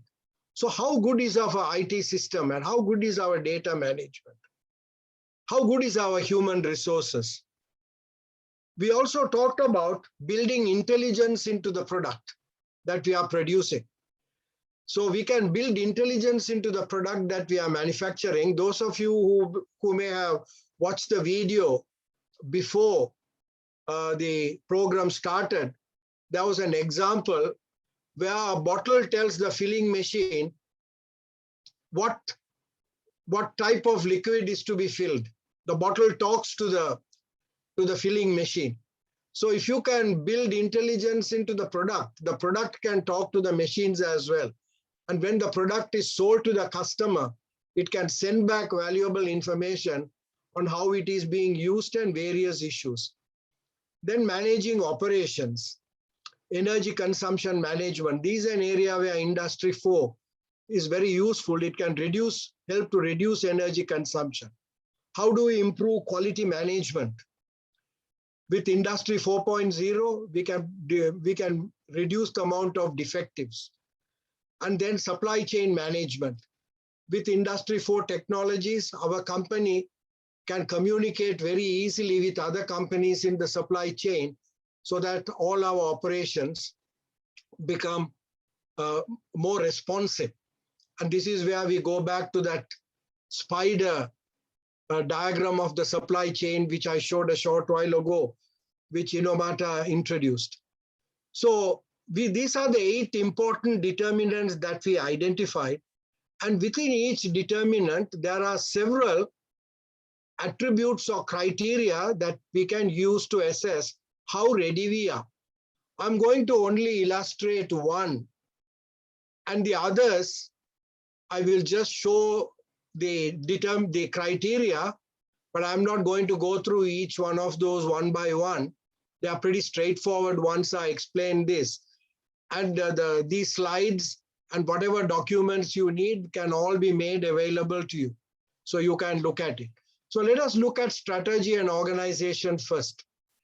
Now, under this, we identified, after looking at the best practices throughout the world, this is not something that we just cooked up. It is based on a very careful study of what best companies across the world are doing with respect to Industry 4.0. And this we have done with respect to all the 8 determinants. We have looked at best practices. So let us look at the assessment of Industry 4 emphasis in strategy formulation and implementation. If we are at level 4 or level 0, which means at the lowest, we have not considered it at all. Level 1, we are interested, but within the corporate strategy, it doesn't find a mention, meaning that people in engineering are talking about it, but overall, top management has not taken an interest and incorporated that into the corporate strategy. Then Industry 4 is recognized as important, and we are introducing it into our strategy formulation process, but we are still only at the beginning. An Industry 4 strategy has been developed and is being implemented, and we have set aside money to do it in a stepwise way. We can't do everything overnight, so we've got to do it progressively. So there is maybe a 3-year or 5-year plan on how we move, and we are doing it, and all the resources have been found for that. We have now developed, the last level is an enterprise-wide Industry 4 strategy has been implemented, and we are reviewing it to see what corrective action to be taken, what new things are to be done. Because remember, things are changing on a day-to-day basis in the field of Industry 4.0. So what we set out to do might have to be reviewed and revised. So this is what we are talking here about, being continuously reviewed and updated. Secondly, within the company, collaboration. Now, Industry 4.0 cannot be implemented by only engineering. It requires collaboration across all functional areas. So at the lowest level, there is no cross-functional collaboration. At the highest level, cross-functional collaboration is the norm, and we use IT-based intervention to enable extensive sharing of information. The third one is about allocation of funds by top management for Industry 4. Lowest level has not been considered at all. Highest level, we have made enterprise-wide investments. Then it is not just enough to start off. Once you implement Industry 4.0, we have to look at the impact it is having on our bottom line, on our profits, on our performance. So measuring the impact, nothing here at the lowest level. At the highest level, a comprehensive set of key performance indicators to assess Industry 4 implementation and impact has been formulated, is used enterprise-wide, and has been integrated into the strategic planning process. Then leadership. At the lowest level, top management has not recognized the value at all. At the highest level, there is enterprise-wide support for Industry 4, sharing lessons learned, disseminating the knowledge across the company, and then everyone is involved and everyone is talking about it. Then innovation orientation here at the lowest level. We are still using the old way of making improvements where the company invites ideas from everyone and then selects a few. At the highest level is we are not thinking only within the company, but we are looking across the supply chain, and we are participating in what we call open innovation, where we gather knowledge from suppliers, customers, and others, and various technology partners, and based on that, we innovate. Now, what this blue shows here is maybe a particular company may have said we are at level 2 here, we are at level 3 here, we are at level 2, and we are at level 3 here. Now, the reason why we do this is we can give some scores. So if you're at level 2, let's say you get 2 for this. If you're level 3, you get 3 marks, and so on. So we have all of those. Similarly, what we can then do is, here we give the scores. So 2, 3, 3, 3, 2, 3, 3. And when we add all these up, the total score is 16. Now, what is important to remember is one person cannot do this all by herself or himself. It has to be done by a group of managers in the company who understand, and these are cross-functional group to work together. And the reason why we say that we need a cross-functional group is when we are using this rating scheme, we need consensus among everybody in the group who are representing the whole company as to where we are. So that means we are going to very honestly discuss amongst ourselves and say, okay, this is where we are. There is no question of trying to score points or point fingers at anyone. This is for the company. So we do it together. So the total score for this is 16, that is for strategy. Similarly, for plant and equipment, we have assessment criteria here. How ready is our plant and equipment? And we have the various levels going from 0 to 4, and we can rate all of these. And Dr. Prem will be taking a few examples when he talks about the case study to illustrate these as well. Similarly, another important area is our IT system. So as we said, information is the lifeblood of Industry 4.0. So here again, we have several assessment criteria that we use, and all of these have been obtained based on global best practices. So the blue shows a sample that we may have, that the group that is doing the assessment may have arrived at. Then we have human resources, where we look at the kind of skills that we have within the company with respect to Industry 4 transition. And here again, we talk about our IT capabilities, our Industry 4 digital training, human-machine interface, skills for people, system collaboration, all of these. Then product definition, how smart is the product that we are manufacturing? We are talking about product customization, the digital features of the product, and the management of the product life cycle. And we have various levels here. This is the product determinant. Then energy consumption. How are we monitoring energy consumption using Industry 4 technologies, sensors, and so on? How are we managing the consumption? How are we monitoring a consumption? What kind of energy systems do we have, and how do we control it? Again, going from level 0 to level 4. So here are some examples of a sample company. Then how are we managing quality? And this would be, of course, very important for the companies that are really concerned about their quality management, and they're moving towards 0 defects or 6 Sigma and so on. So we have quality assurance procedures and how Industry 4 technologies can help us. Quality traceability in the whole supply chain as well, so that we can identify where the problems arose in the supply chain, which is leading to perhaps defectives being produced. So we are talking about quality management. And the last one is, of course, the supply chain. How are we collaborating with our supply chain partners using Industry 4.0 with respect to customer demand management, supply chain integration, supply chain visibility, inventory management, warehouse management, and transportation. So we are looking at all of these.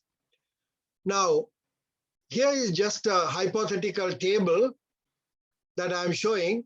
where these are the determinants, these are the criteria for each determinant and the scores, and these are the overall scores. Remember the first one, the strategy and organization, I said the total score is 16. So then 16 divided by the number of criteria, we get an average score for each of those. And the total score is 52. Now, why do we develop this total score and the average score? We can depict it using what we can call a web diagram or a spider diagram or a ray diagram. Now, these are the maximum scores possible here outside. And we are showing here this sample company that we just used to illustrate. So you can see with respect to strategy and organization, this particular company is pretty good, which means there is a lot of commitment. But when it comes to plant and equipment, it is quite poor. When it comes to product definition, they are very poor. When it comes to managing the supply chain, they are very poor. In the others, they are somewhat okay. With respect to IT systems, they are not too bad. So once you know this, you know where you are weak. And then you can ask yourself to move forward, for example, with respect to, let us say, human resources, 1.25. Let us go back to that. We know this is where we are. So now if you look at, these are all best practices across the world. So we know that with respect to IT capabilities, we have to move from here to here and then here. With respect to digital training, we have to move here and then here. With respect to human-machine interface, from here, we have to move here and then onwards. So that tells us what we can do, what we need to do. So this must not be simply seen as an exercise in crunching numbers, but once you've got the numbers and once you know where you stand, these determinants and criteria will also be able to tell you what you can do next in order to move forward. So that's the great advantage of this readiness assessment exercise. So the findings can be discussed with management of the company to get their views. The web diagram gives us the visual representation. And there are 33 elements or attributes or criteria, whatever you wish to call it. So since the maximum for each criteria is 4, the maximum score achievable will be 132. And the sample company that we looked at is 52. We got a total of 52. Now what we did is we just divided it into 4 categories, where we said if you got a score from 0 to 33, you're a hesitator, meaning you have not really made up your mind to move forward. So you're still hesitating. 34 to 66, meaning that you have done something and there is potential. So you are a potentialist. If you're from 67 to 99, it means you have already done some good work in industry 4 and you're gaining experience, confidence. And if you are between 100 to 133, you're a front runner, you're making great progress. So in our hypothetical example, the firm is a potentialist. Okay, now how do we use to come to the end of my presentation, how do we use the findings of the readiness assessment to move forward? Now, the first thing is that we can use the findings of the assessment to reach a consensus on what we need to do, the next steps. So we now have to develop a vision for the short term and the longer term in our company. So I'll show you a kind of an implementation schema in a minute that we can use. Then we have to identify what kind of partnerships that we need to enter into with our supply chain at the upstream and downstream end to implement some of the actions, projects, and programs that we are putting in place. Because we may need to link our IT system with our suppliers' IT system or with our customer IT system. So we need to look at all those things. That is just one example. There are many other things that we may need to. Then what is important is to appoint a steering committee in our company, headed by a very powerful, influential manager who will now review the actions, projects, and programs. The senior manager will be the chair of the steering committee, but the steering committee will look at the progress of whatever we are implementing and make sure that we don't stop. We should keep moving forward. And if there are problems, we got to solve those. If resources are scarce, that influential manager can talk to top management and get the resources needed. We build our internal capabilities in the company as well as supply chain capabilities. And then the steering committee will evaluate outcomes, resolve implementation issues, and we keep improving. Now, we talked a little bit about how to implement. Now, what we found out through our own experience, and Dr. Prem and I, we worked together on a research project, and we have published this as a journal article, which just appeared in December last year. And in that article, based on a case study, which Dr. Prem is going to talk about, what we said is that if you're going to start with stage 1, then move to stage 2, and then to stage 3. So what can we do with respect to manufacturing? First, what is important is improve our IT system so that we can improve our manufacturing decision making. Around the same time, try to use Industry 4 to manage energy consumption, to improve quality, and to also customize products, and to improve product traceability and material traceability. These are some things that we can do right at the beginning without really going into, let us say, full-scale robotics and so on.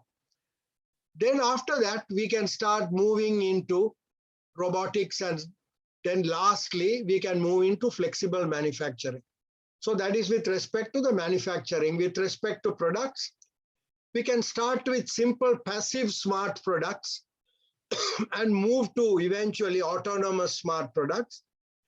With respect to IT deployment, first strengthen our digital data collection and remote manufacturing. Remember, if you don't do this, we can't do any of these things here. So that's important. So several of these will have to proceed in parallel.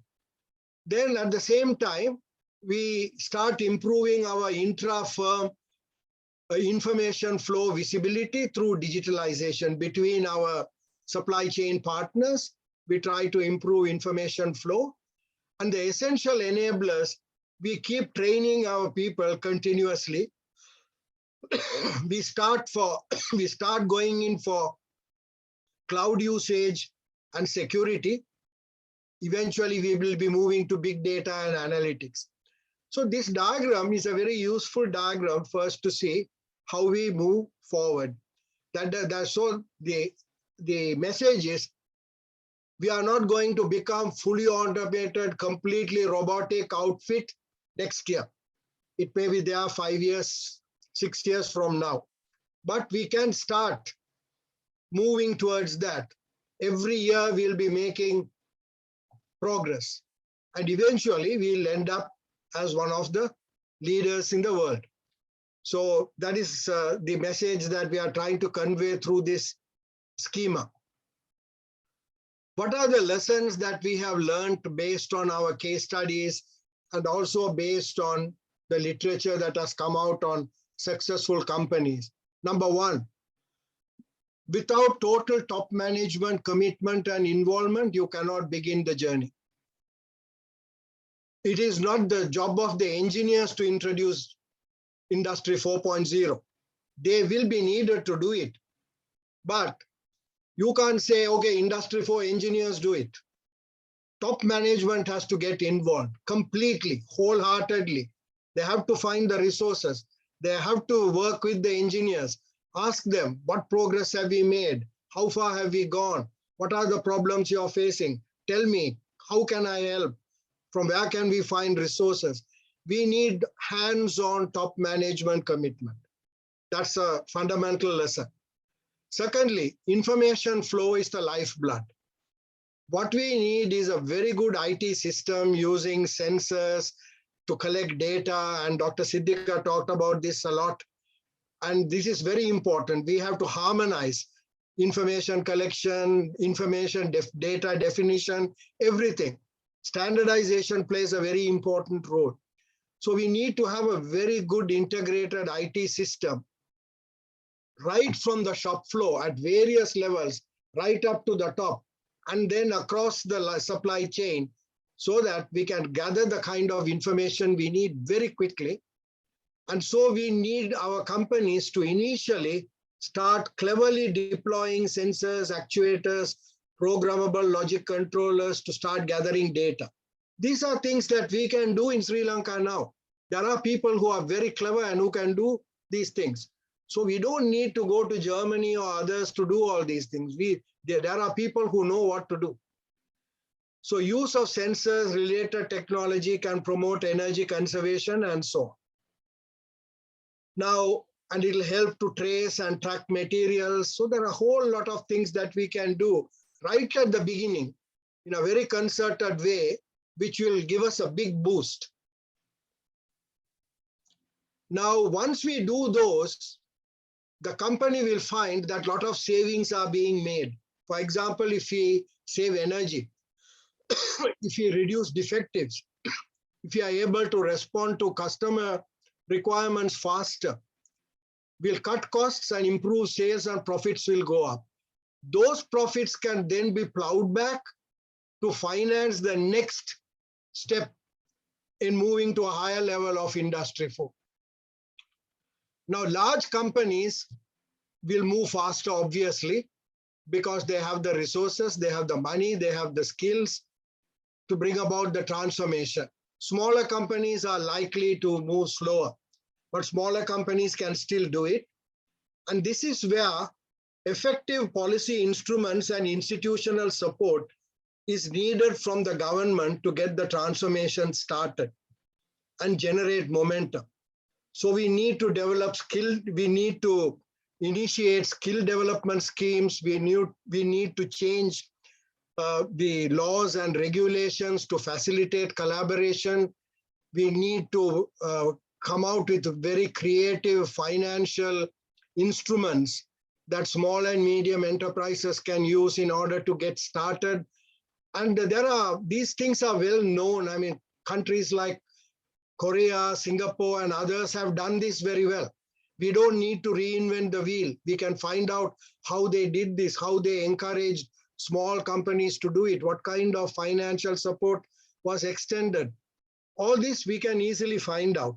And then what we need to do is adapt these to suit our setting, because each country is different. So we got to adapt it. So we need many initiatives in parallel, not just in companies, but also at the national level through Ministry of Industry, Sri Lanka Standards Institution. Ministry of Finance has to play a very important role. Ministry of Education, everyone has to get involved, and we need to start get this transformation going. So this particular program that we are having today is only one part of the very larger program that our School of Business at Western Sydney University started thanks to the Federation of Chambers of Commerce and Industry of Sri Lanka and the Sri Lanka Institute of Information Technology. I would like to acknowledge the very critical role being played by Mr. Kirti Gunawardana in this, and also Professor Chandana Pereira at Sri Lanka Institute of Information Technology, not to mention two other very important players, my very esteemed batchmates in engineering at Peradeniya, Mr. Nihal Kure and Mr. Sena Piris, who have been guiding us with their vast experience and advice. So we've had a large number of people, large group of people helping us. And we are very grateful to the Ministry of Industries and the Sri Lanka Standards Institution for encouraging us in this initiative. And so I'll stop now. And Dr. Prem Samaranayaka will now go talk about a case study that we did in a glass manufacturing firm in an ASEAN country and how they were able to use the findings to develop an Industry 4 strategy. And then the next presentation after that will be by Ms. Samanthi Veerabahu, who will show you how the readiness assessment framework that I very quickly went through is now available as an online instrument that any company can use in order to assess their Industry 4 readiness. So thank you very much indeed for your patience listening to me, and I'll stop there. Thank you. Okay. Thank you, Dr. Ramanathan. It's a very nice presentation. Always you do good presentations. Of course, I will not go into detail or, give any highlights of your presentation since we are a little behind the schedule. So let me introduce the next speaker, Dr. Premaratna Samaranayaka. He is a senior lecturer at Western Sydney University, Australia. His areas of expertise include supply chain management, production planning, business process management, and enterprise resource planning. He's actively engaged in research collaboration with industry and has completed several research projects in recent times, including a research project on assembly, maintenance, planning, control, and execution using SAP ERP system and many research projects. His educational qualification includes PhD from University of Melbourne, Mechanical Engineering BSc First Class Honours, the Postgraduate Diploma in Computer Science. He completed SAP certification on best practices in ERP and is certified solution consultant for SAP ERP for small and mid-sized enterprises. Let me invite Dr. Premaratna Samaranayaka, popularly known as Prem, to share his real-life experience, a case study, Industry 4.0 Readiness Assessment. Okay, thank you very much for nice introduction, Kirti, and of course, I'd like to first thank Dr. Siddhika Senaratna and General Daya Ratnayak for very inspirational talks at the very outset. And I hope you all can see my screen. And Kirti, can you see my screen? Yeah, I can see. Yes. I know it is a bit behind, and let me just get to the presentation.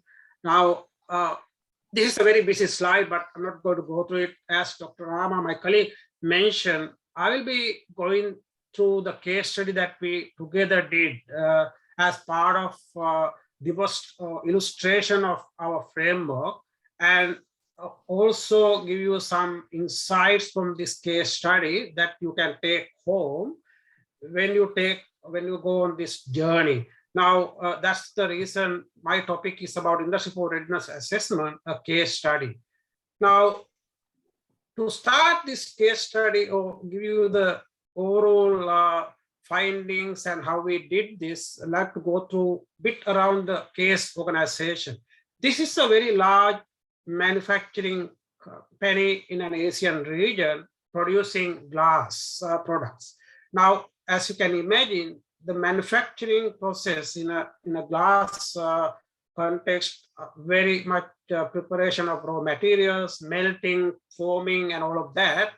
Very especially, we are talking about the very intense energy consumption due to these processes at very high temperature. And there are also several products that they produce, not just the standard products, but also there are very specific products. Now, I'm not going to go through all of these, but in general, the company is very large, producing a lot of glass products, and also they have got a lot of plants in number of locations in the country. And what also we are looking at the major areas for consideration in this particular case, as we all now have got some understanding of the Industry 4, reducing both material waste and energy consumption, and also improving product quality. We're not talking in this particular case study, they were not looking at, again, as Dr. Rama mentioned, a big bang approach, rather a paced approach by identifying the focus areas, in this case, the reducing both material waste, which they identified as one of the areas, and also the energy consumption, and improving product quality. With that kind of background, when we first had the association with this company, we also had the discussion about their approach, the company approach. So it is a kind of a parallel process. They were basically discussing Industry 4 as a next stage of technology transfer, advancement of technology. And we looked at their approach, and we can see they had the assessment, plan, and target follow-up. And we put this into 3 main building blocks. And as we already have heard from my colleague Rama, that very much the questions are, where are we standing? And they had that kind of an idea. Where should we go? They are the 2 fundamental questions at the very outset. And you can see under those 2 questions, and very much what Dr. Siddhika Senarath mentioned as part of that data and then the integration, you can see integration has become one of the key area that they were looking at in terms of where they are standing and where should we go in terms of that particular aspect. And all of these items are not by random nature, rather they had these things looked at as part of where they are standing. The next one is tool supported. What kind of tools are being supported at the current time and when they want to do the assessment? And what kind of administrative support?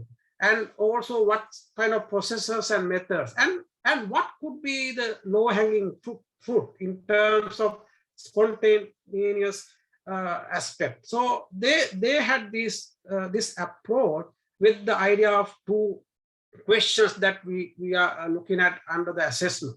And then the next level of their approach is to look at where should start. After they haven't done the assessment yet, but they had this idea of, yes, they need to have an assessment around these points. And then it came the next question, where should start? And very natural that anyone wants to go on this journey. These are very fundamental questions.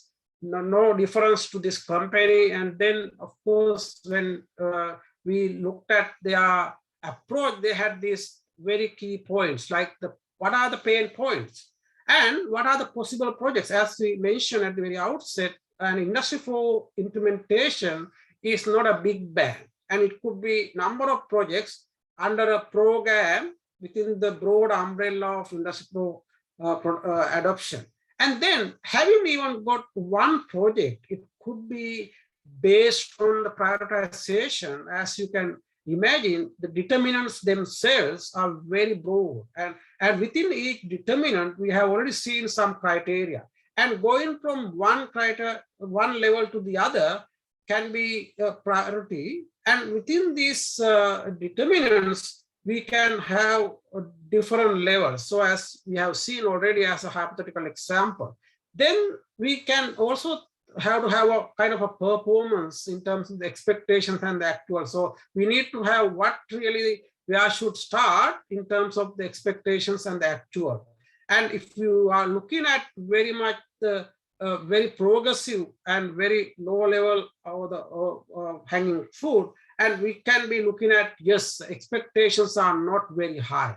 And then we need to have a plan and target. This could be very much aligned with the strategy and organization that Dr. Rama mentioned. Now, follow up at that point in time, they did not have much idea about what really needs to be the follow-up. But in general, these are the 4 building blocks. What is the project and the program progress, and also the instructions and training, and maintaining the results and outcomes, and the meetings, reporting, and handover. So if you take a company approach like this, yes, you need to have not just the assessment, but also the plan and target in terms of answering that very fundamental question, where should start. And then when we do start, you need to have also a kind of a plan for follow-up. So these are the very much the high level building blocks. Very much when we had the association or interaction with this company, they were looking for an assessment framework. And you can see they had the idea of, yes, need to go into this industry 4, and were looking for an assessment framework. And with that, they set up this particular industry 4 assessment journey, or industry 4 adoption plan and progress framework, where you can see the first item here is the assessment, and no difference, but only difference here, they are now looking at understand the current situation, define challenges and pain points, and define expectations. You can see they are combining the stage 1 and the stage 2, or answering some of the questions along those two building blocks. Then the transformation action plan, and where again these are very high level, but they had this industry 4 implementation plan. But at that level, they were looking at identify opportunities, defining projects and goals. So each and every project, they need to identify the goals. And again, they haven't decided which project they're going to take, but they had this overall plan. And then they evaluate the first round. And if you are looking at any industry 4 implementation at a paced approach, it could be, yes, evaluate the first round, and then you can see the progress of all actions and all that. This is very high level, and this captures what we were talking about in the implementation plan, and also the schema that Dr. Rama talk about, starting with the industry 4 manufacturing, but going into the very broader industry 4 adoption across the organization. At the very first, they are looking at the assessment. So if I go to the assessment now, in fact, this is what we did, or the company did, in terms of their industry 4 readiness assessment. Company involvement and approach included, of course, active participation, like what we have got today in this webinar. We had a workshop in Bangkok, and then there was an active participation of senior managers of that workshop to understand the industry 4 readiness assessment. So basically, we are talking about what we are doing now. We had the senior managers of this company attending the workshop to understand that. But also, we also have to emphasize the fact that we did not do the assessment, we only guide them to do the assessment. Then they went back and formed a team of senior managers across all of the functional areas, and they did the self-assessment of industry 4 readiness using the framework. So at that point in time, we only had a manual or the paper-based framework, but they took that and they formed the group of very senior managers at the organization, and they did the self-assessment. And we did not involve we facilitated the process, and we also clarified any doubts that they had. Continuing on to the second stage, that is where we went back to Bangkok and then had the meeting, visited the company, and we had the second stage where further discussion on the preliminary findings. So pretty much they did the evaluation.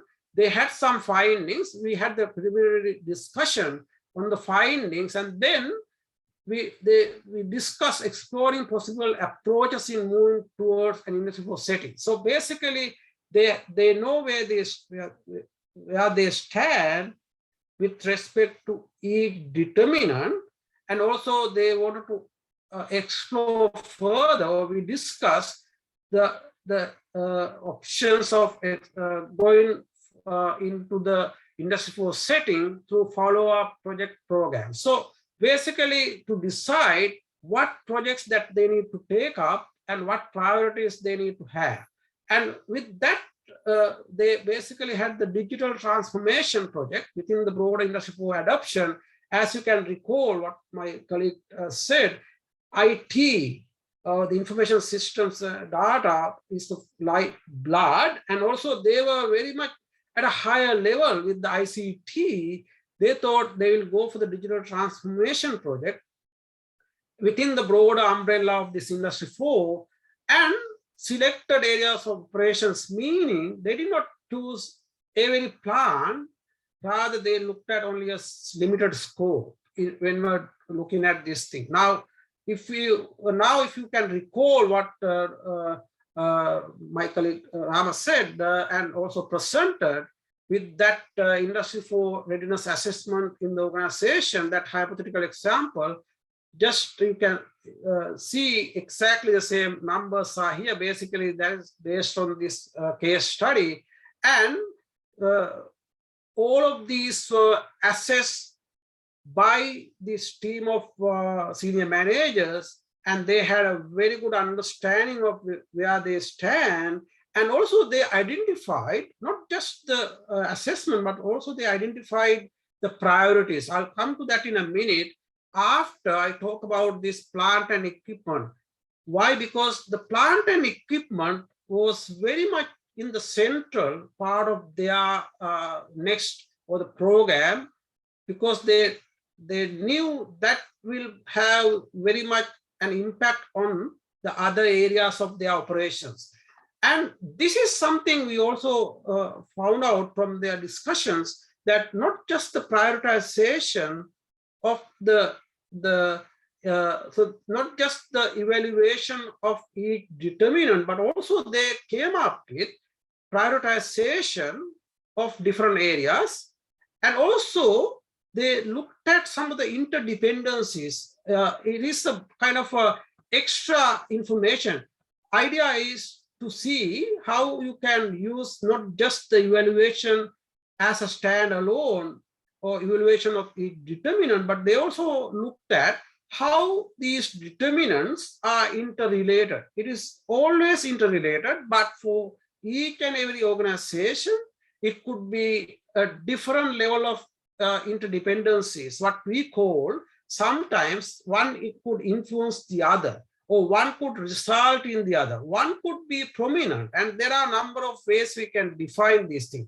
So for example, plant and equipment, they had the very much on average, not a high level. And when I look at, or when we look at this plant and equipment, one of the criteria were the maintenance of plant and equipment. So that is in the actual documentation. But if you remember what Dr. Rama mentioned, the fourth criterion in that assessment criterion under the plant and equipment was maintenance of plant and equipment. Now, when you look at the maintenance of plant and equipment, if you are at the lowest level, you will be looking at breakdown maintenance. And we all know the total productive maintenance as the buzzword those days, but we did not think at that point in time, or at the time when we came up with this total productive maintenance, using the sensors or big data analytics or kind of things. But this company looked at the plant and maintenance, the fourth criterion, maintenance of plant and equipment. They knew that's something they need to focus on, because they were using very much an ERP system to get this information flow through the integration of all of the processors. And they were also planning a business analytics solution by SAP called SAP Analytics Cloud. So they thought that is an opportunity to get to this area as a priority. So you can see not just the evaluation, but also the interdependencies of the determinants, but also the opportunities that arise as part of what you are trying to do. With that, what you have seen this one, you can see I should make a correction. The highest level should be 4 here, not 3. But because we did not have anything 3, and above, we got the 3 here. But the highest level is 4. It's not shown here.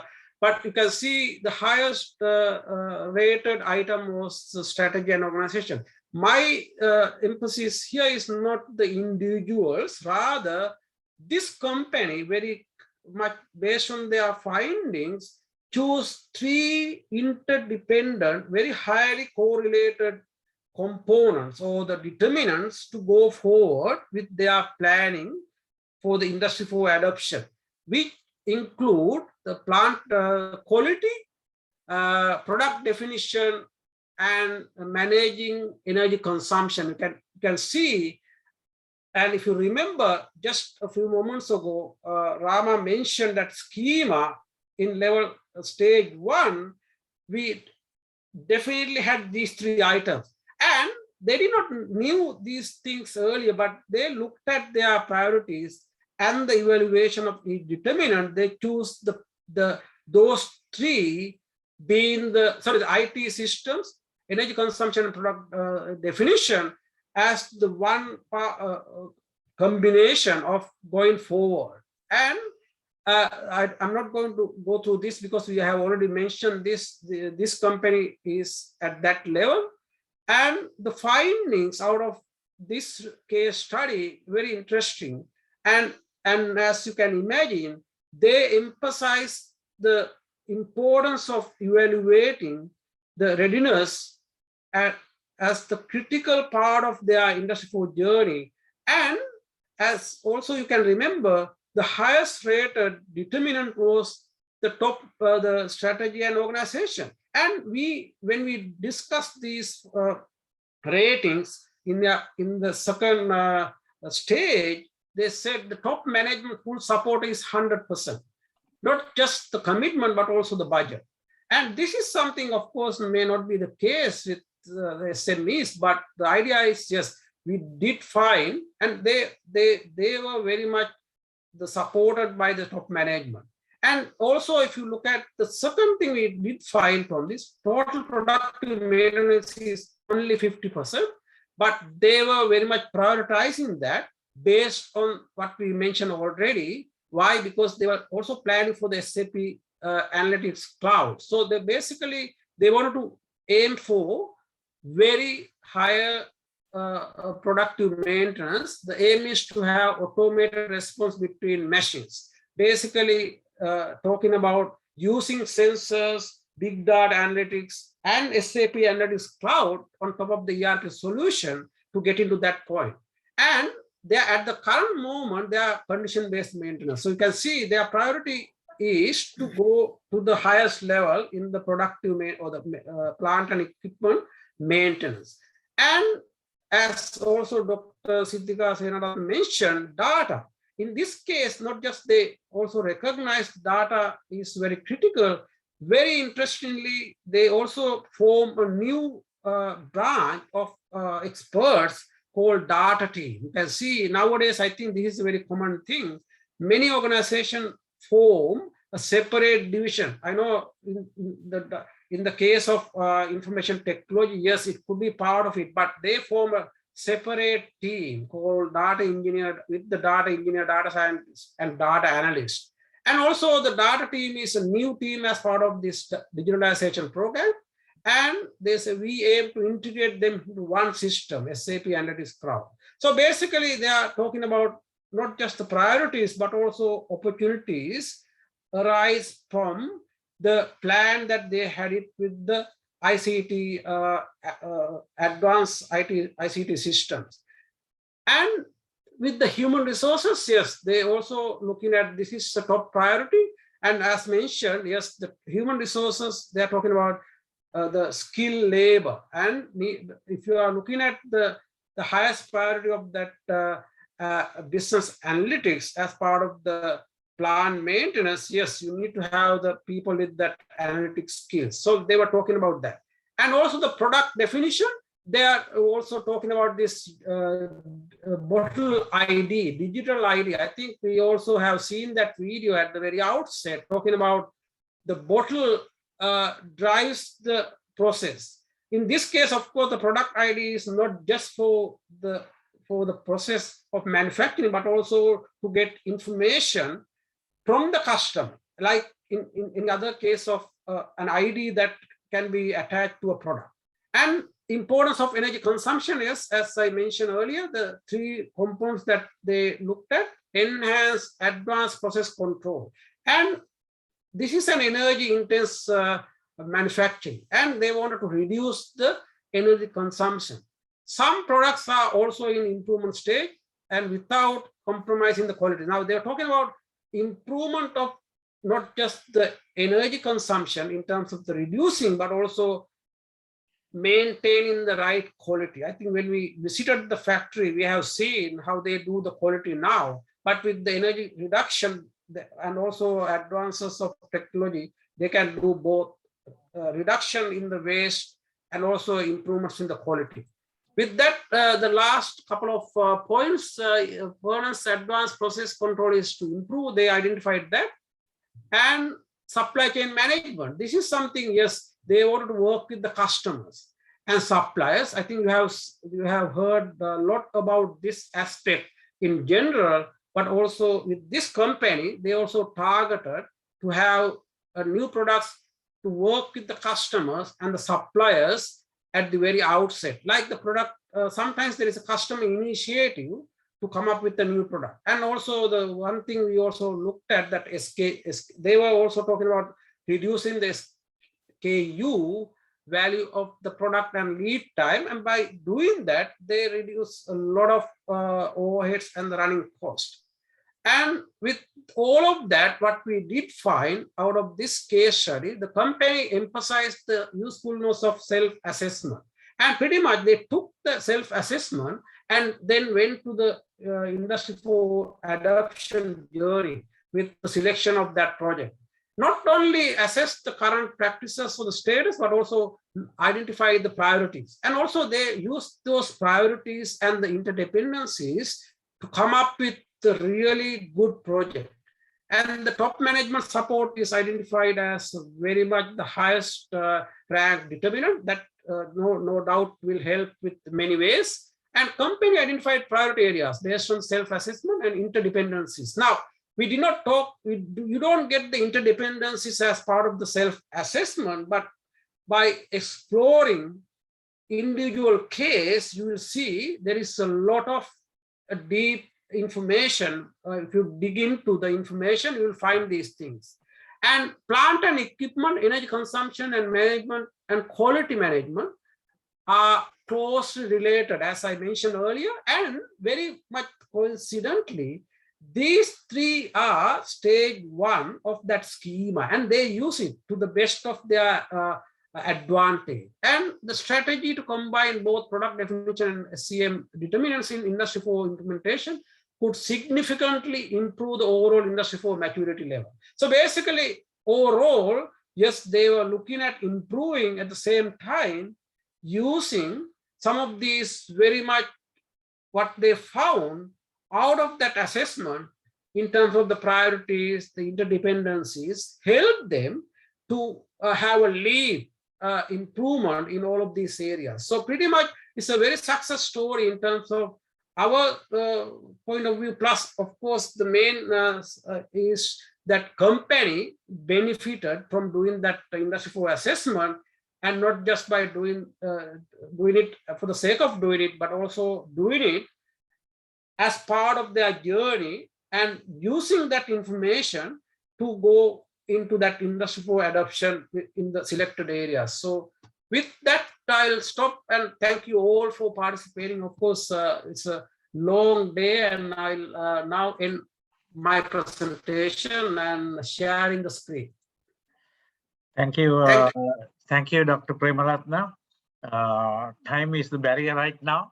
I think all good, and that you gave a good example where for the participants to understand the importance of our topic, and for them also to think if they want to adapt, what are the way forward.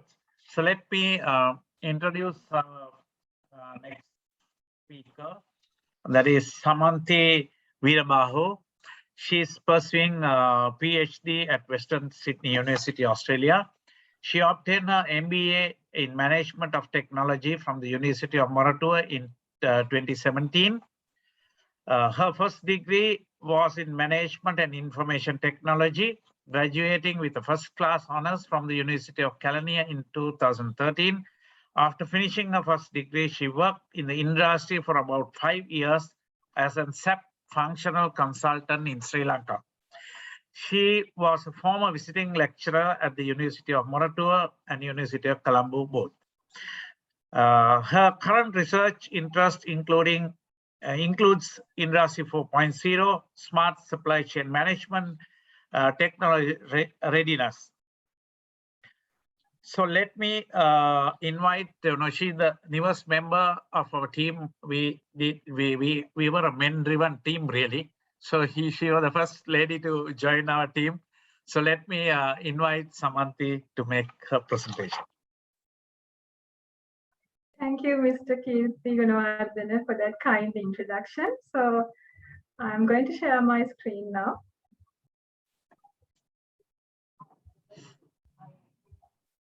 I hope you can see my screen. Yes, can see. Okay, thank you.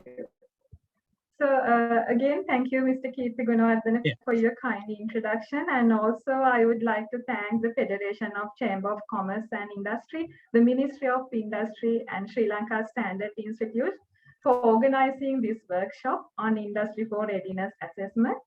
So moving to my presentation, based on Dr. Rama's and Dr. Prem's introduction about Industry 4 Readiness Assessment, today I'm going to explain about the online self-assessment tool and dashboard we developed to assess Industry 4 readiness in your organization. So let's see how it's worked. As I explained earlier, this online tool is used to assess Industry 4 readiness at firm level. So all the registered participants will receive the survey link and password to access this online tool. Those who are willing to participate can use assessment tool and complete the assessment. So once you complete this self-assessment for your company, dashboard with outcome of the self-assessment will be emailed to you, each participating organization. So this is how the final dashboard looks like. So here you can see the different levels of readiness for each and every determinant, what Dr. Rama explained earlier. And also we represent using a web diagram. So this web diagram gives a visual representation of in which areas the company is doing well and where the company needs to improve based on the best practices that were presented in the assessment framework. So now I would like to demonstrate you how to use this online tool and dashboard. So I will stop sharing and share the online tool.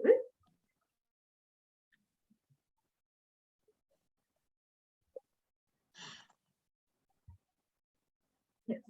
So this is the online tool pre-prepared. So once you receive the online tool access link, so you have to enter the password. So once you enter the password, so this is the first page which includes the description about the online assessment tool, which you can go through. And also please note that the data we collected using this online tool will only be used to provide you the summary report and also gain insight for general research purpose. In that case, your data sensitivity and your privacy of the data will be remain safe once you completed this tool. So once you completed, start completing this, the first question is, did you participate at this Industry 4 workshop? If you, your answer should be yes. And then you can select the country. And also you can select the manufacturing subsector which you represent. So I'm using some dummy data to demonstrate the how to complete this assessment. So then here we are asking to complete the organization name and corresponding email address, where based on this information, we can send you the dashboard or summary report. So I'm again using some dummy data to show you. And then next question is about your organization size. And also this is where you can include your designation.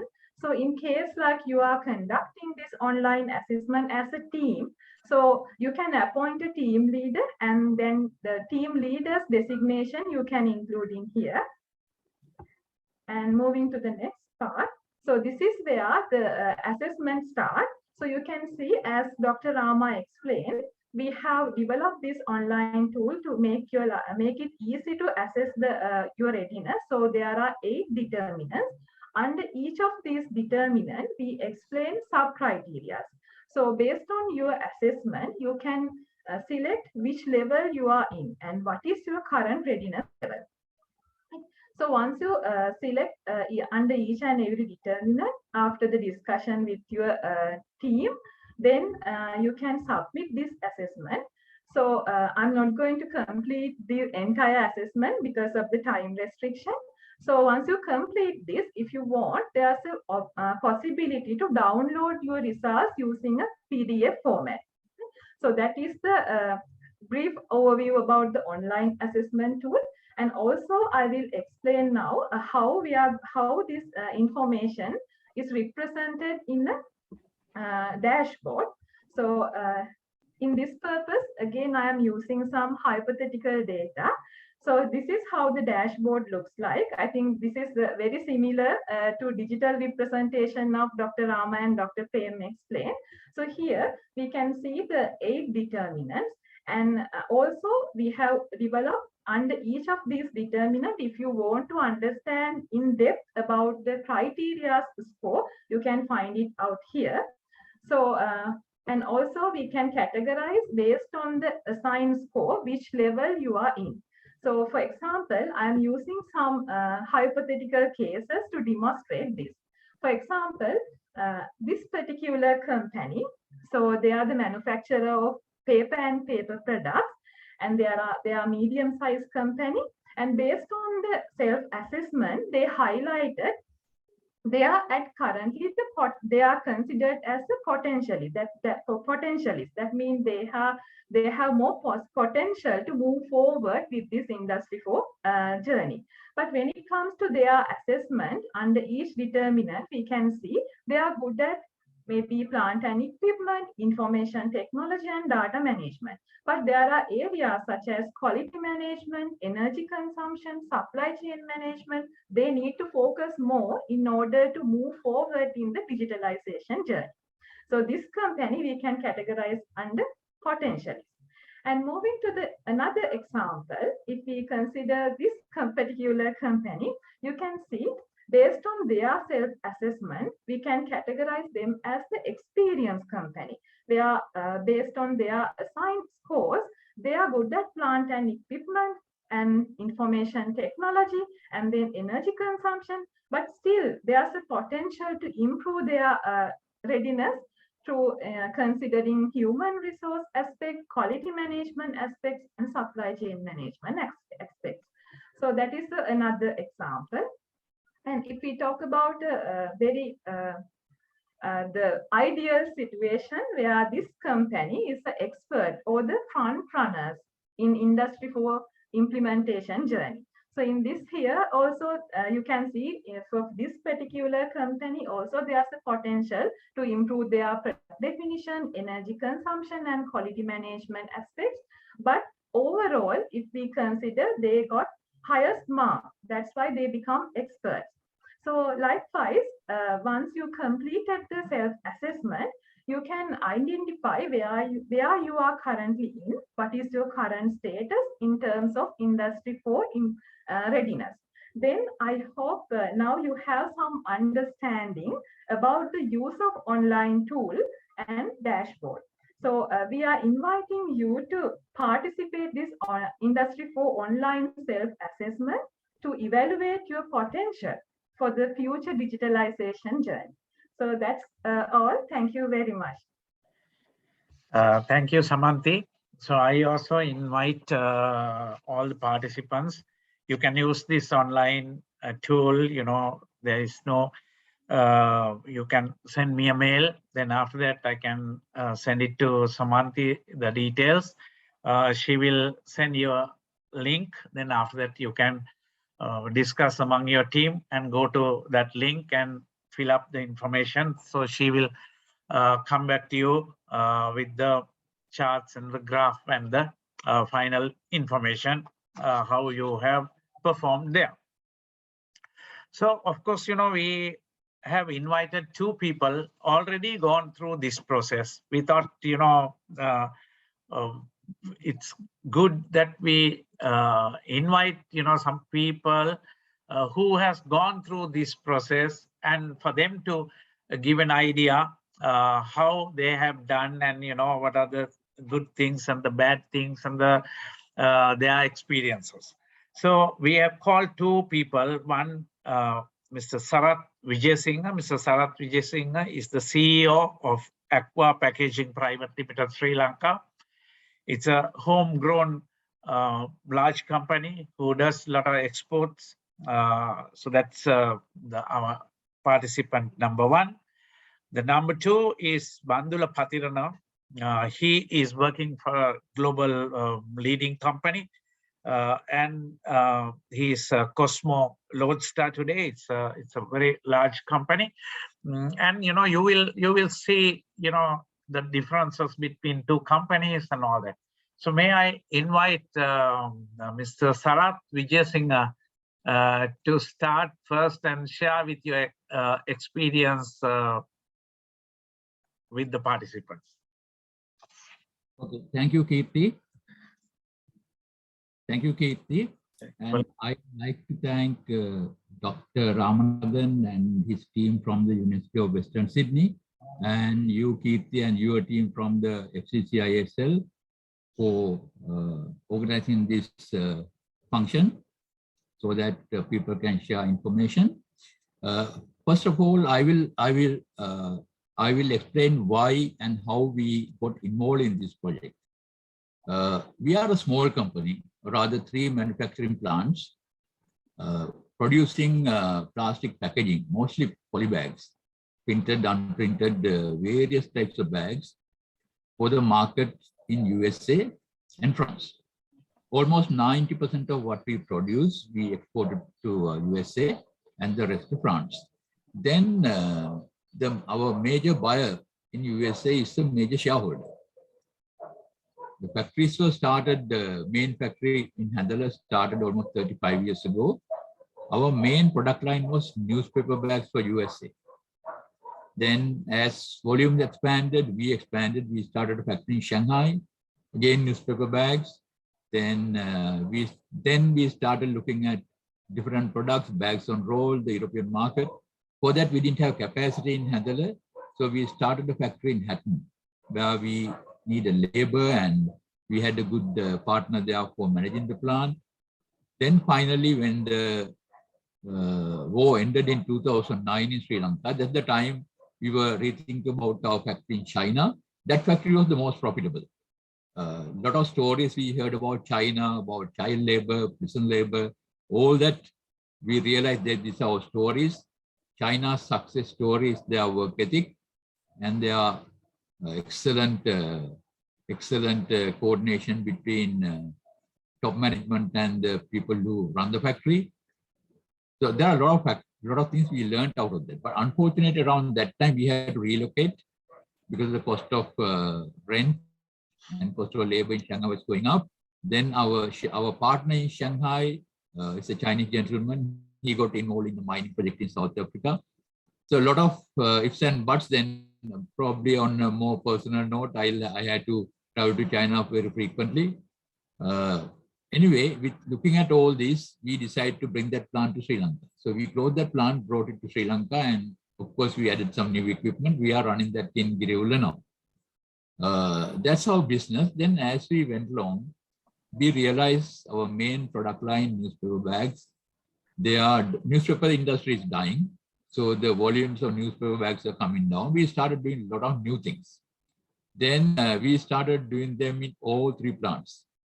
Then we coordinate through a head office in Colombo. So our buyer made by in the US. Every day there is an email, probably 3 pages long, mostly questions about connected to production, then sampling, pricing.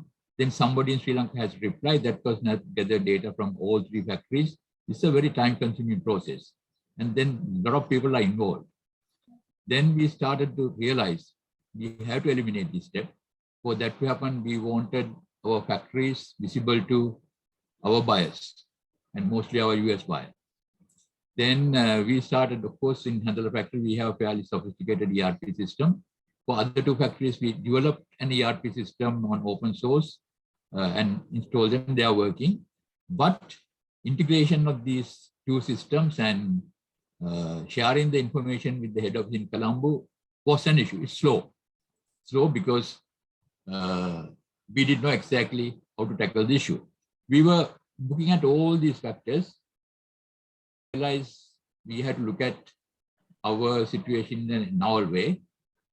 Then mind you, when we run one product on all the machines, maintenance of machines, a lot of things are easy. But when we run different products, but using the same machines, there are a lot of machine downtime. We'll have to reset the machines.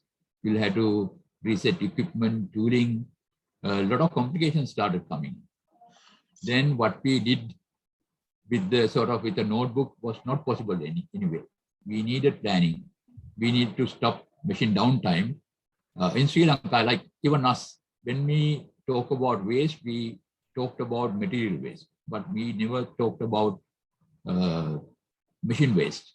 So all those things were happening. Then we heard about this program.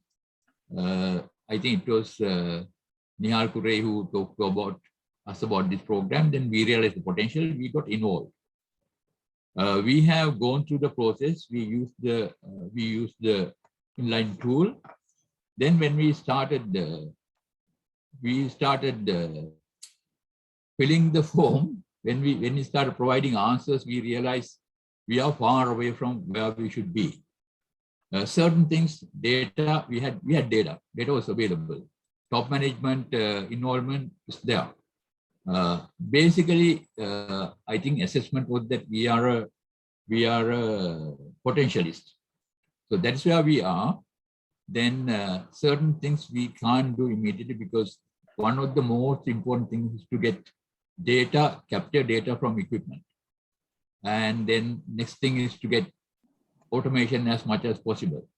From where we are, data capturing from equipment, it's expensive, but we are developing online, like, in-house tools, mechanisms. That process is going on, but we decided very quickly to look at energy saving, and manpower saving. So that's where we are. Then we are at the moment. A lot of work is going on, trying to connect the equipment to the databases, and also reducing the power consumption. They're at the very bottom, right? Then again, we realize if we are to successful in this, we'll have to train the people. The people is a big issue here, right? Then we are now trying to see how we can get the people involved. That means we'll have to educate the people. Then the processes are being developed. We understand the key factors are people, processes, technology, and data. Fortunately for us, we have data. We have loads of data, but the data is not being used. Now, for the data to be used, people should understand how to use data. When I say people, we included. We all have to understand how to harness the existing data. Then with this, we can go for process development and then the technology development.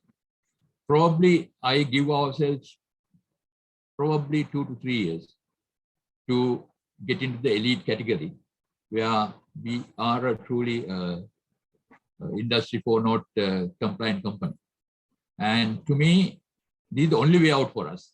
If we don't do this, we will get beaten by, like, our competition is in USA now. All what we do because we had to beat the US competition. We had to reduce our downtime. We had to reduce our lead time. We had to reduce our waste. then we had to be extremely visible to our buyers. Now, most of the products we run in Sri Lanka are products which have already been sold. So guy who's going to waiting for this product would like to see how it's been produced, whether it's happening on schedule. Then we have the production schedule. We have still not shared that with our buyers. Then for us to share the schedule, then we'll have to be perfect. Otherwise, somebody, our eventual buyer, will see the factory is in turmoil, the machines are broken down, or people outside on the street. Because that's another threat we have in this country. Now, we have to harness all these. Then we have to be a company which can be seen through the system by all our major buyers. We supply to some of the major buyers in the US. They are major consumer product. When I say consumer, mostly in the food industry. That's the challenge we have. That's the experience I have in trying to develop this ISO 4.0 and the use of the advantage of using this inline tool. Thank you. Thank you, Sarath, giving us your insights. I'm sure that the participants will get a good idea the way that you spoke and explain about your organization and how useful for you to understand what you are and how you should move forward. So let me invite Bandula Patirana. He's with us in this. Yes, he's there. Bandula, you can start. Bandula is, as I explained you before, he's the SLV manufacturing, transformation, and digital leader at Cosmo Lodestar in Colombo. Bandula, over to you. Yeah, hello, good afternoon, good evening to everybody. Am I audible to you all? Yes. Okay, so thank you very much, Mr. Kirti, for the opportunity and also sharing the experience on the firm level on what we have acquired thanks to this eminent panel, right? So, of course, a quick introduction from my side. So I'm representing the Camso Lodestar, the transformation and digital leader. So the Camso Lodestar is an entity within Michelin Group. So we have 9 factories in Sri Lanka and 1 in Vietnam and 1 in China. We have an industry footprint worldwide. But my focus on this study was focused into 9 plants in Sri Lanka. So I want to be very clear on the perimeter that I was taking over. So of course, we took this exercise on the right time because we were part of the transformation with Michelin. So Michelin has a very extensive digital manufacturing, the digital transformation to go for a data-driven company. For that one, we were very fortunate to have Camso also part of that one. So what I want to mention, in fact, Camso historically were organized by silo. So we were having business unit like that. So in that case, all our way of working was not transversal. So it was not speaking each other. The system was not speaking each other when it come to the global level that we want to have some decision-making point. So in that case, we were looking for that, okay, what's the best way to manage that transversally. So in that case, we organize as a team to look at not as business unit, but look at on transversally. So in that case, our approach is we didn't reinvent the wheel because we already have the approach coming from the group. So we went on that 6-step process called induction to the use cases. So the second step is the diagnostic. So in that case, it was very much of, I would say, complementary, because the diagnostic was the one that we are talking on today on the assessment. So in that case, we went into, we deep dive into this one. We had around 9 people representing on each a domain of that area for energy, quality, supply chain, product, etc. So we had quite a good team representing for that exercise, and we had around 2-hour session on each into 3. So we were having around 3 days. So it's not much time consuming, but when we going into that one, we understand that yes, we need quite decent time to understand these things. But we made progressive. So we had the unclear areas, so we noted it down, but we progressed. And then we had the touch point with this the professors, and then we clarified those areas. Okay, how what exactly does it mean, and then what need to be done from our side, because it depends on the nature of the products that we do. So in that case, it was a very good learning experience. That's one thing. And the second thing is we realized that we have our strong areas that we can further leverage, and what are the areas that we are weak. For example, the data management, that we saw that on the more than that, the data security,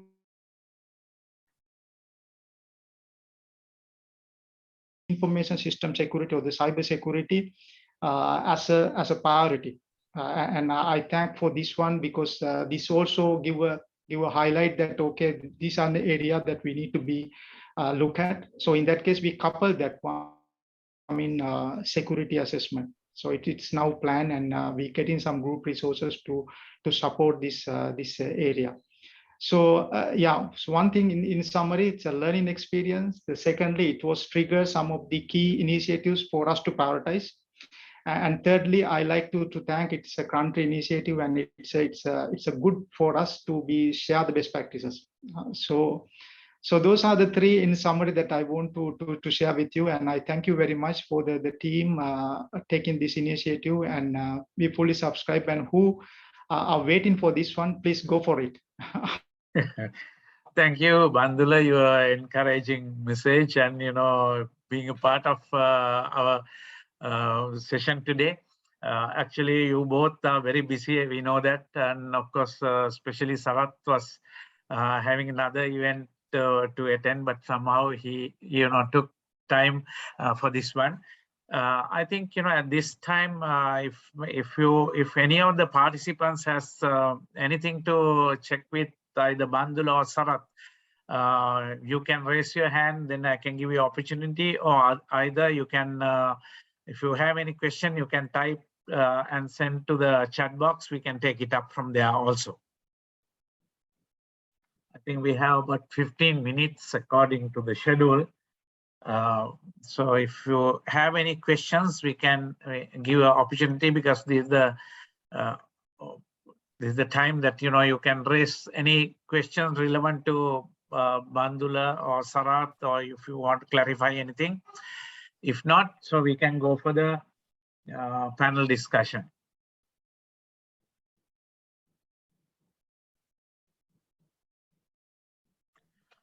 I think we have all the members here. Then we can go for the panel discussion again.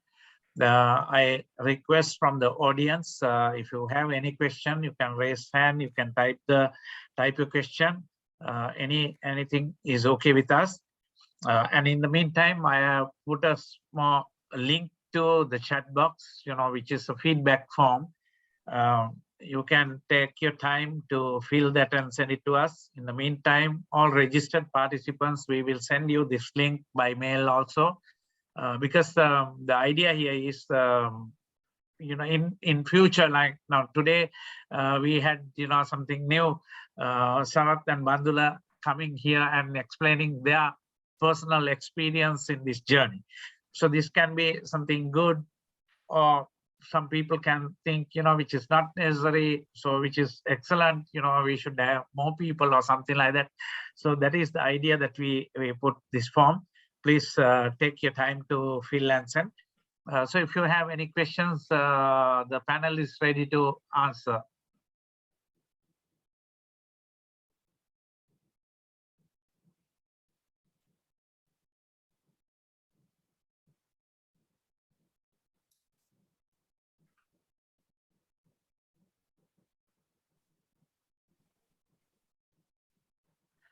Looks like we have done an excellent job.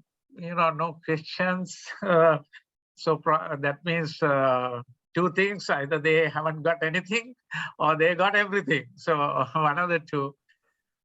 So let's see if there's anyone. You can raise your hand, or you can speak. No problem. If you have any questions to ask from the panel.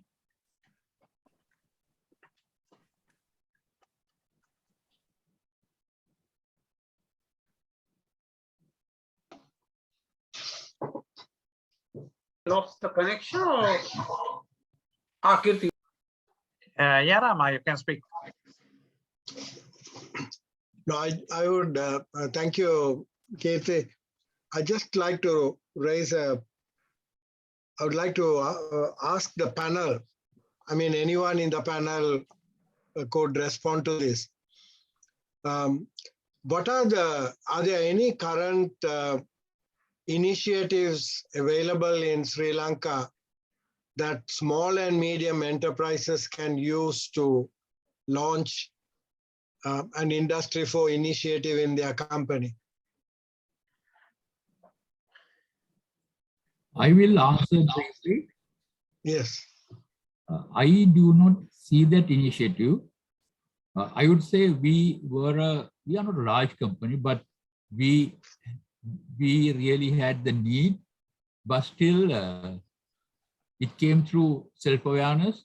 There was no, there is no drive in the country to encourage small and medium entrepreneurs or the factories to adopt this. Then, believe me, when I started looking at the questionnaire, the inline tool, only I realized that we are far away from where we should be. There's a hell of a lot of things to be done to achieve this status of Nibbana. So I believe it will be good if we can create a drive, making small and medium scale industrialists aware of this project or this tool, Industry 4 now. So the reason I asked that question is, during my days with the United Nations, we had a very big project on how to build up capabilities among small and medium enterprises to transfer technology, commercial technology, because at that time, Industry 4.0 wasn't so popular.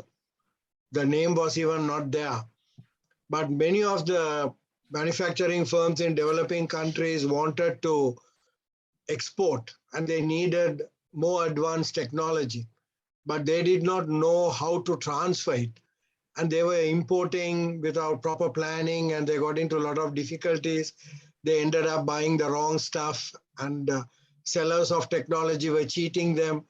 So one of the requests made to our agency was to develop that capability among small and medium enterprises. So what we did is in several countries with business associations, we conducted capacity building programs to teach them how to do it. But what we found is that after we did that, they needed support from the government. They were not asking for handouts, but even low-cost loans or some other type of incentive for skill development, many things. And the Ministry of Industries in many of these countries were very, very keen to help. But then the Ministry of Finance wasn't willing to give the money. They were saying that, no, we can't, we have other priorities. So what we then realized is that there are several ministries. We talk about cross-functional collaboration within a company, but we also need to have that kind of collaboration among key ministries. The ministry is responsible for small and medium enterprises, industries, finance, and education, skill development. They have to come together to formulate a common program. I think we have, it's very important to do that. That's why I wanted to know whether such an initiative has been started and whether we could actually strengthen it. Rama, because some countries have started it. I think Kirti talked about Bangladesh. Yeah. When we did this study at that time in Bangladesh, they were also struggling. But now it seems that they have actually started getting their act together. Singapore always did this brilliantly, and so did Korea. Thailand is beginning to realize this, and they have progressed a lot by getting the ministries to work together. So there are some countries which have done that quite well. I believe, I'm not qualified to make a statement. I believe most of the large scale or large apparel companies, they have already achieved this, probably due to the need to be there. So the expertise is in the country. That's right. So we have to find a way of harnessing that expertise. And as you rightly said, the Ministry of Industry probably should be the body which should take the initiative. But unfortunately, in Sri Lanka, the Ministry of Finance has no issue with this because Ministry of Industry is not demanding money. And then one minister comes in, he gets things organized. By the time things are happening, he gets changed, and the new guy has to come. Then he has to start from the beginning. So it's probably we cannot expect the Ministry of Industry to do what it should do. But as a private sector, maybe through chambers, we should start a drive, in my opinion. Yeah, thank you, Sarat. That's that is what we also came in and started this event. Actually, few sessions already been done. I think, to answer Dr. Rama, Dr. Siddhika sent me a note, a few days back. There was an invitation for her from the ITI, so which they also talking about the industry 4.0, developing world challenges, gaps and opportunities, some seminar. Dr. Siddhika, can you share some experience with us on that matter? You have to unmute, Dr. Siddhika.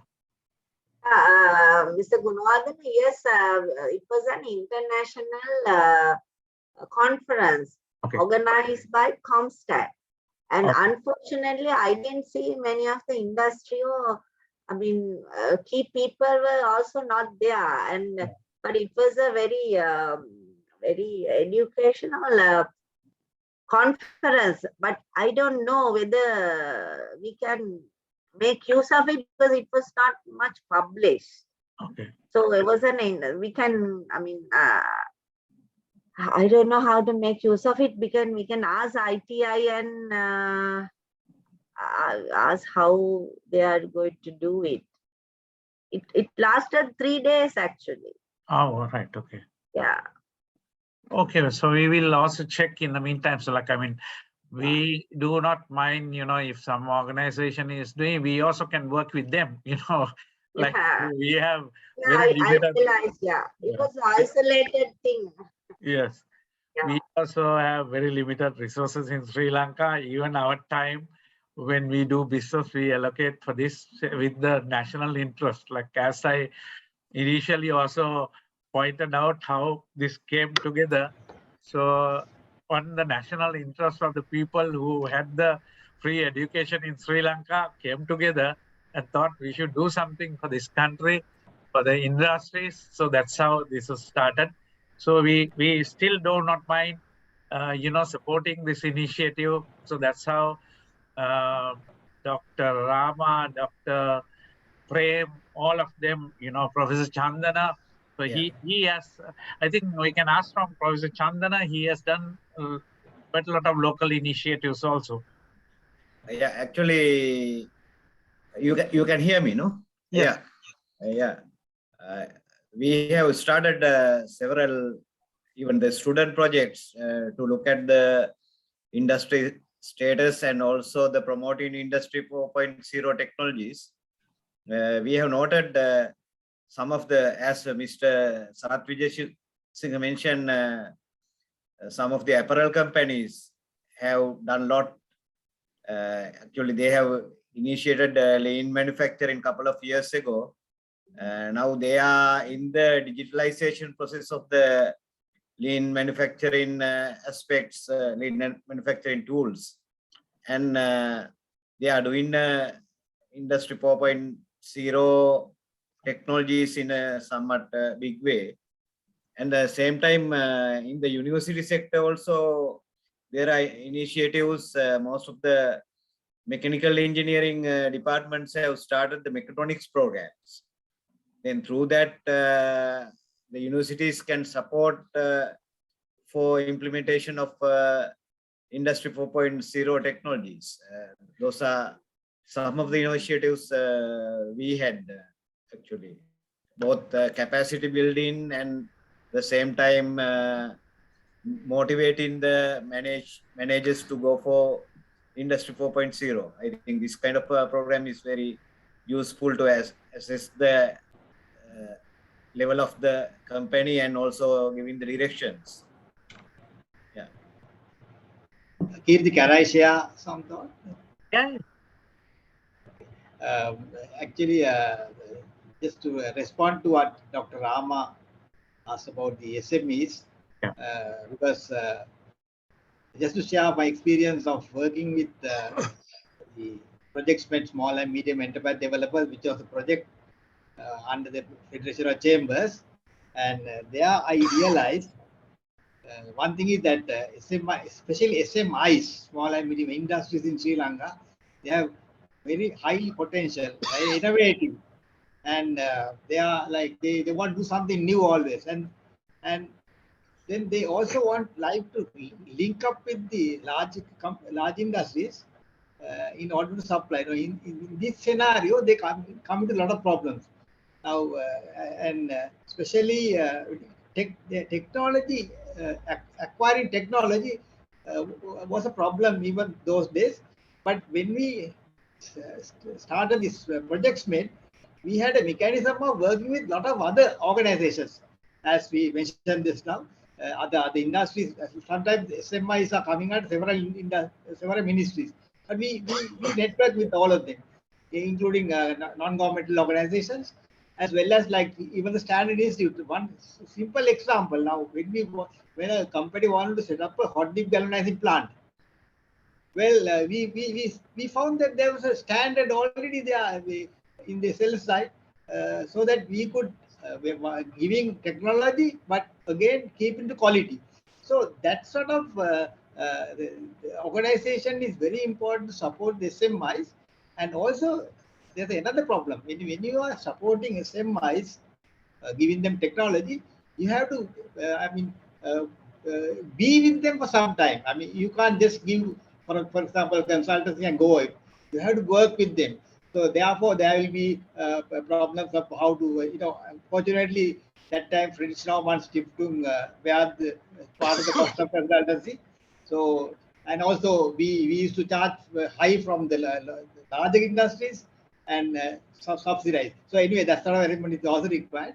The important thing is that how they when they come out with their needs are very well, they know the needs, but the problem is how to convert that need to reality, and also holding hands. Now another thing is, when we started SMET started the cleaner production program, where it was taught how to conserve energy, how to reduce waste. I think that program even for SMEs benefited a lot. But only problem is that while at the beginning it was good, but later then implementation there were some problems. So one important thing is that once the initiative is started, there should be a mechanism to implement it throughout. Not just a one-off thing.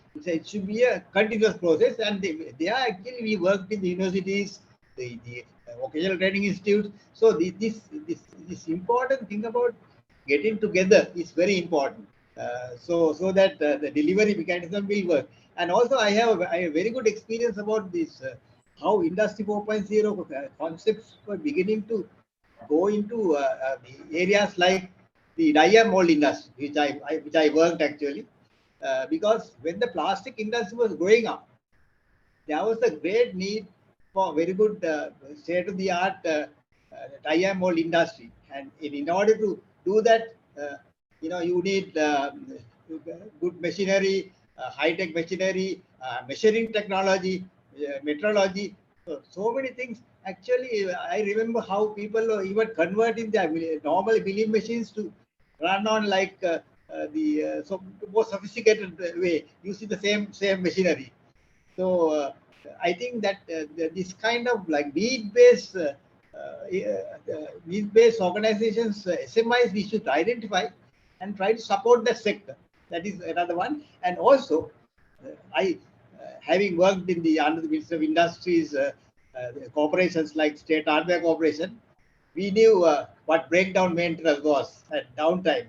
I think Dr. Prem, when he told me, I went into my history, how I remembered how we suffered due to poor maintenance or breakdown maintenance, and then we were able to calculate the downtime, the losses. But that is a very important area. I think we have to concentrate. I think not only SMIs, even the large industries, including even vital like machinery and other equipment, even in the vital organizations like the hospitals. We know what happens with the high downtime machinery. So I think that this program actually brought this up very well about the importance of maintenance. So these are the few things that I want to share. Thank you, Nihal. Yes, your points are well taken. Actually, now we also, I think, this initiative this time, I think we have two good partners, Ministry of Industry and SLSI. And I believe there is a direct link to Industry 4.0 and to these two organizations. So Ministry of Industry has to drive this. SLSI is the organization to tell organizations to go on standards. So if someone is achieving Industry 4.0, automatically they will fall in with the international standards, and SLSI also will be doing their mandate properly.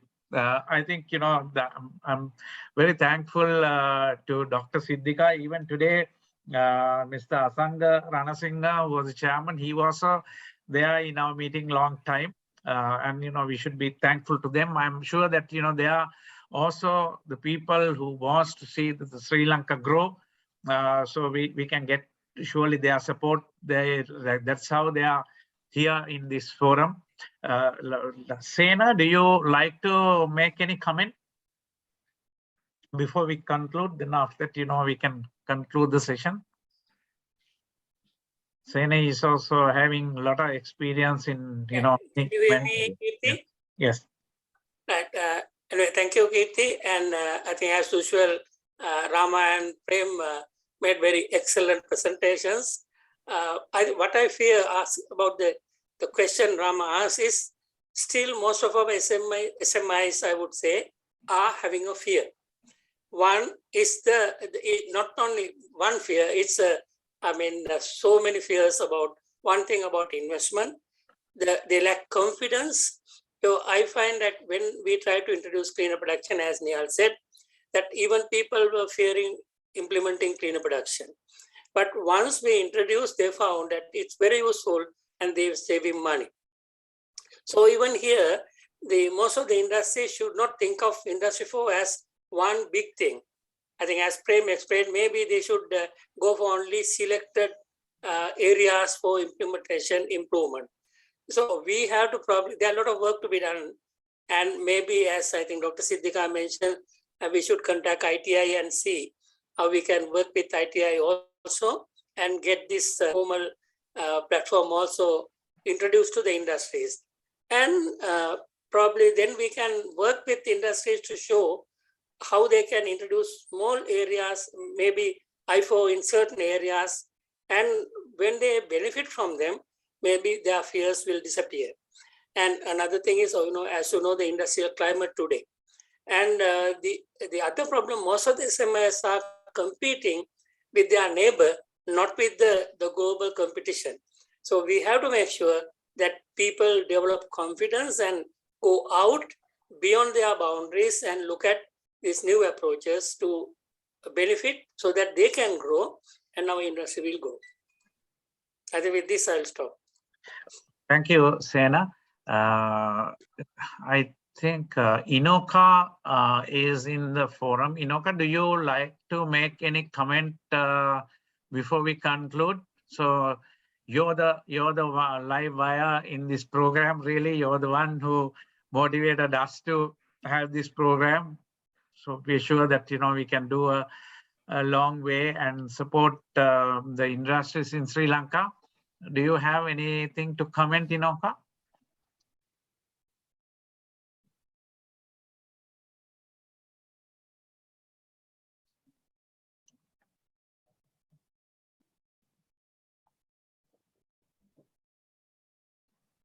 Looks like she has sent a message on chat. All right, okay. On behalf of the Minister of Industry, I would like to extend my deepest appreciation to FCCISL, in particular, Mr. Keith Gunawardena, for organizing this important webinar. Also, we are much grateful, Dr. Ramanathan, Dr. Samaranayaka, Ms. Samanthi, for excellent presentations made for the benefit of the manufacturing sector of Sri Lanka. Thank you very much. Have a nice day. This Inoka, okay. I think is there any other questions? If there's no questions, I think time is right for us to conclude. Looks like no. I will not go in for a large concluding remarks, but as Dr. Ramanathan mentioned, there are many new trends now. The new globalization to old globalization, centralized production to distributed production. So that means the concept of big organizations is becoming smaller units in all over. So during the time that I was participating in this Industry 4.0 event, there one presenter from Taiwan. So he presented a case where I think thanks to COVID, now many industries, they think even though the products are cheap, you should not go to one place. If that place has some issue, so then your total production is interrupted. So therefore, they prefer to go to many places. Now he took a nice case, and he said, various organizations, when a large organization, I believe that he was referring to a company like Samsung or something like that, when they want to produce large amount of same item. So if they give this kind of production facilities all over in the country, many companies, they should produce the identical thing. So then he came out with an example. So they this particular company go in and invested on software, invested on training education among the other OEM producers, and gone and trained them. Because I think when you see Sri Lanka now, with the economic climate and some of the negative things here. Sometimes even if you're trying to attract foreign direct investments and all that, that's also difficult at this hour. But of course, any existing organization, if they really go in for Industry 4.0, then there is a tremendous chance that they can be sometimes the global leader can take them on board for their production, because they are also looking for good companies to bring in for their production, the global supply chain. Then Dr. Rama mentioned another thing, this offshore to reshore.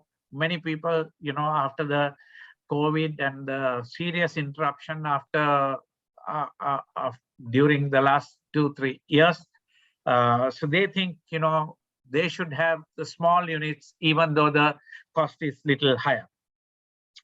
So we have a lot to do in Sri Lanka.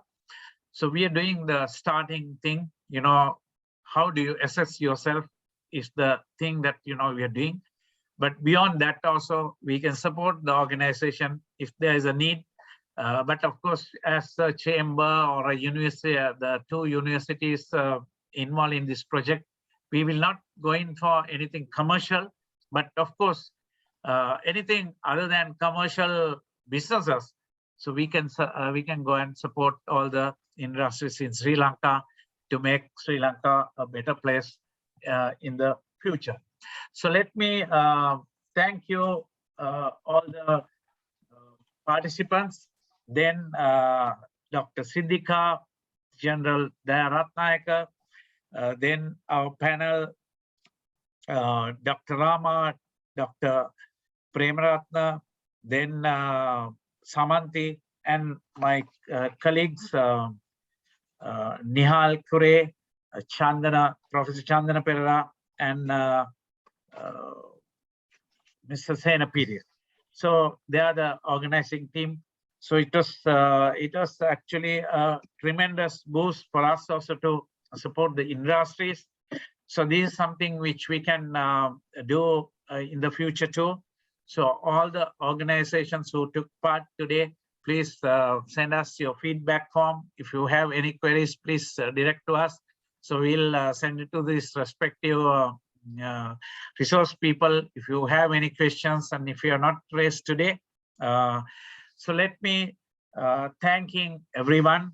Last but not least, Mr. Sarath Vijayasinghe and Mr. Bandula Patirana taking your time and supporting us in this project is really appreciated. I thank everyone again, and let me conclude this session for today.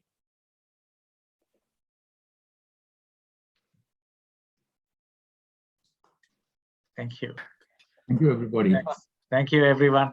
Thank you. Thank you. Thank you. Thank you very much. Thank you, Rama. Okay, Thank you're you. welcome. Thank you very much. Thank you, everyone.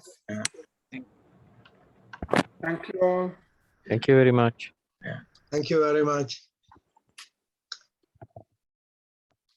Sarath, lovely to see you. Same here. Long time no see. Yeah. Thank you, Sarath, for coming for this event and supporting us. It's all right. My duty. No, I know you had to reschedule some appointments to come for this. No, just one. Very, very kind of you. Thank you so much. Very kind of you. Thank you. Thank you. Okay, then I'll close the session now. Okay. Okay, yeah. Thank you. Thank you. Thank you. Thank you. Bye. Thank you. Bye, everyone. Bye. Bye.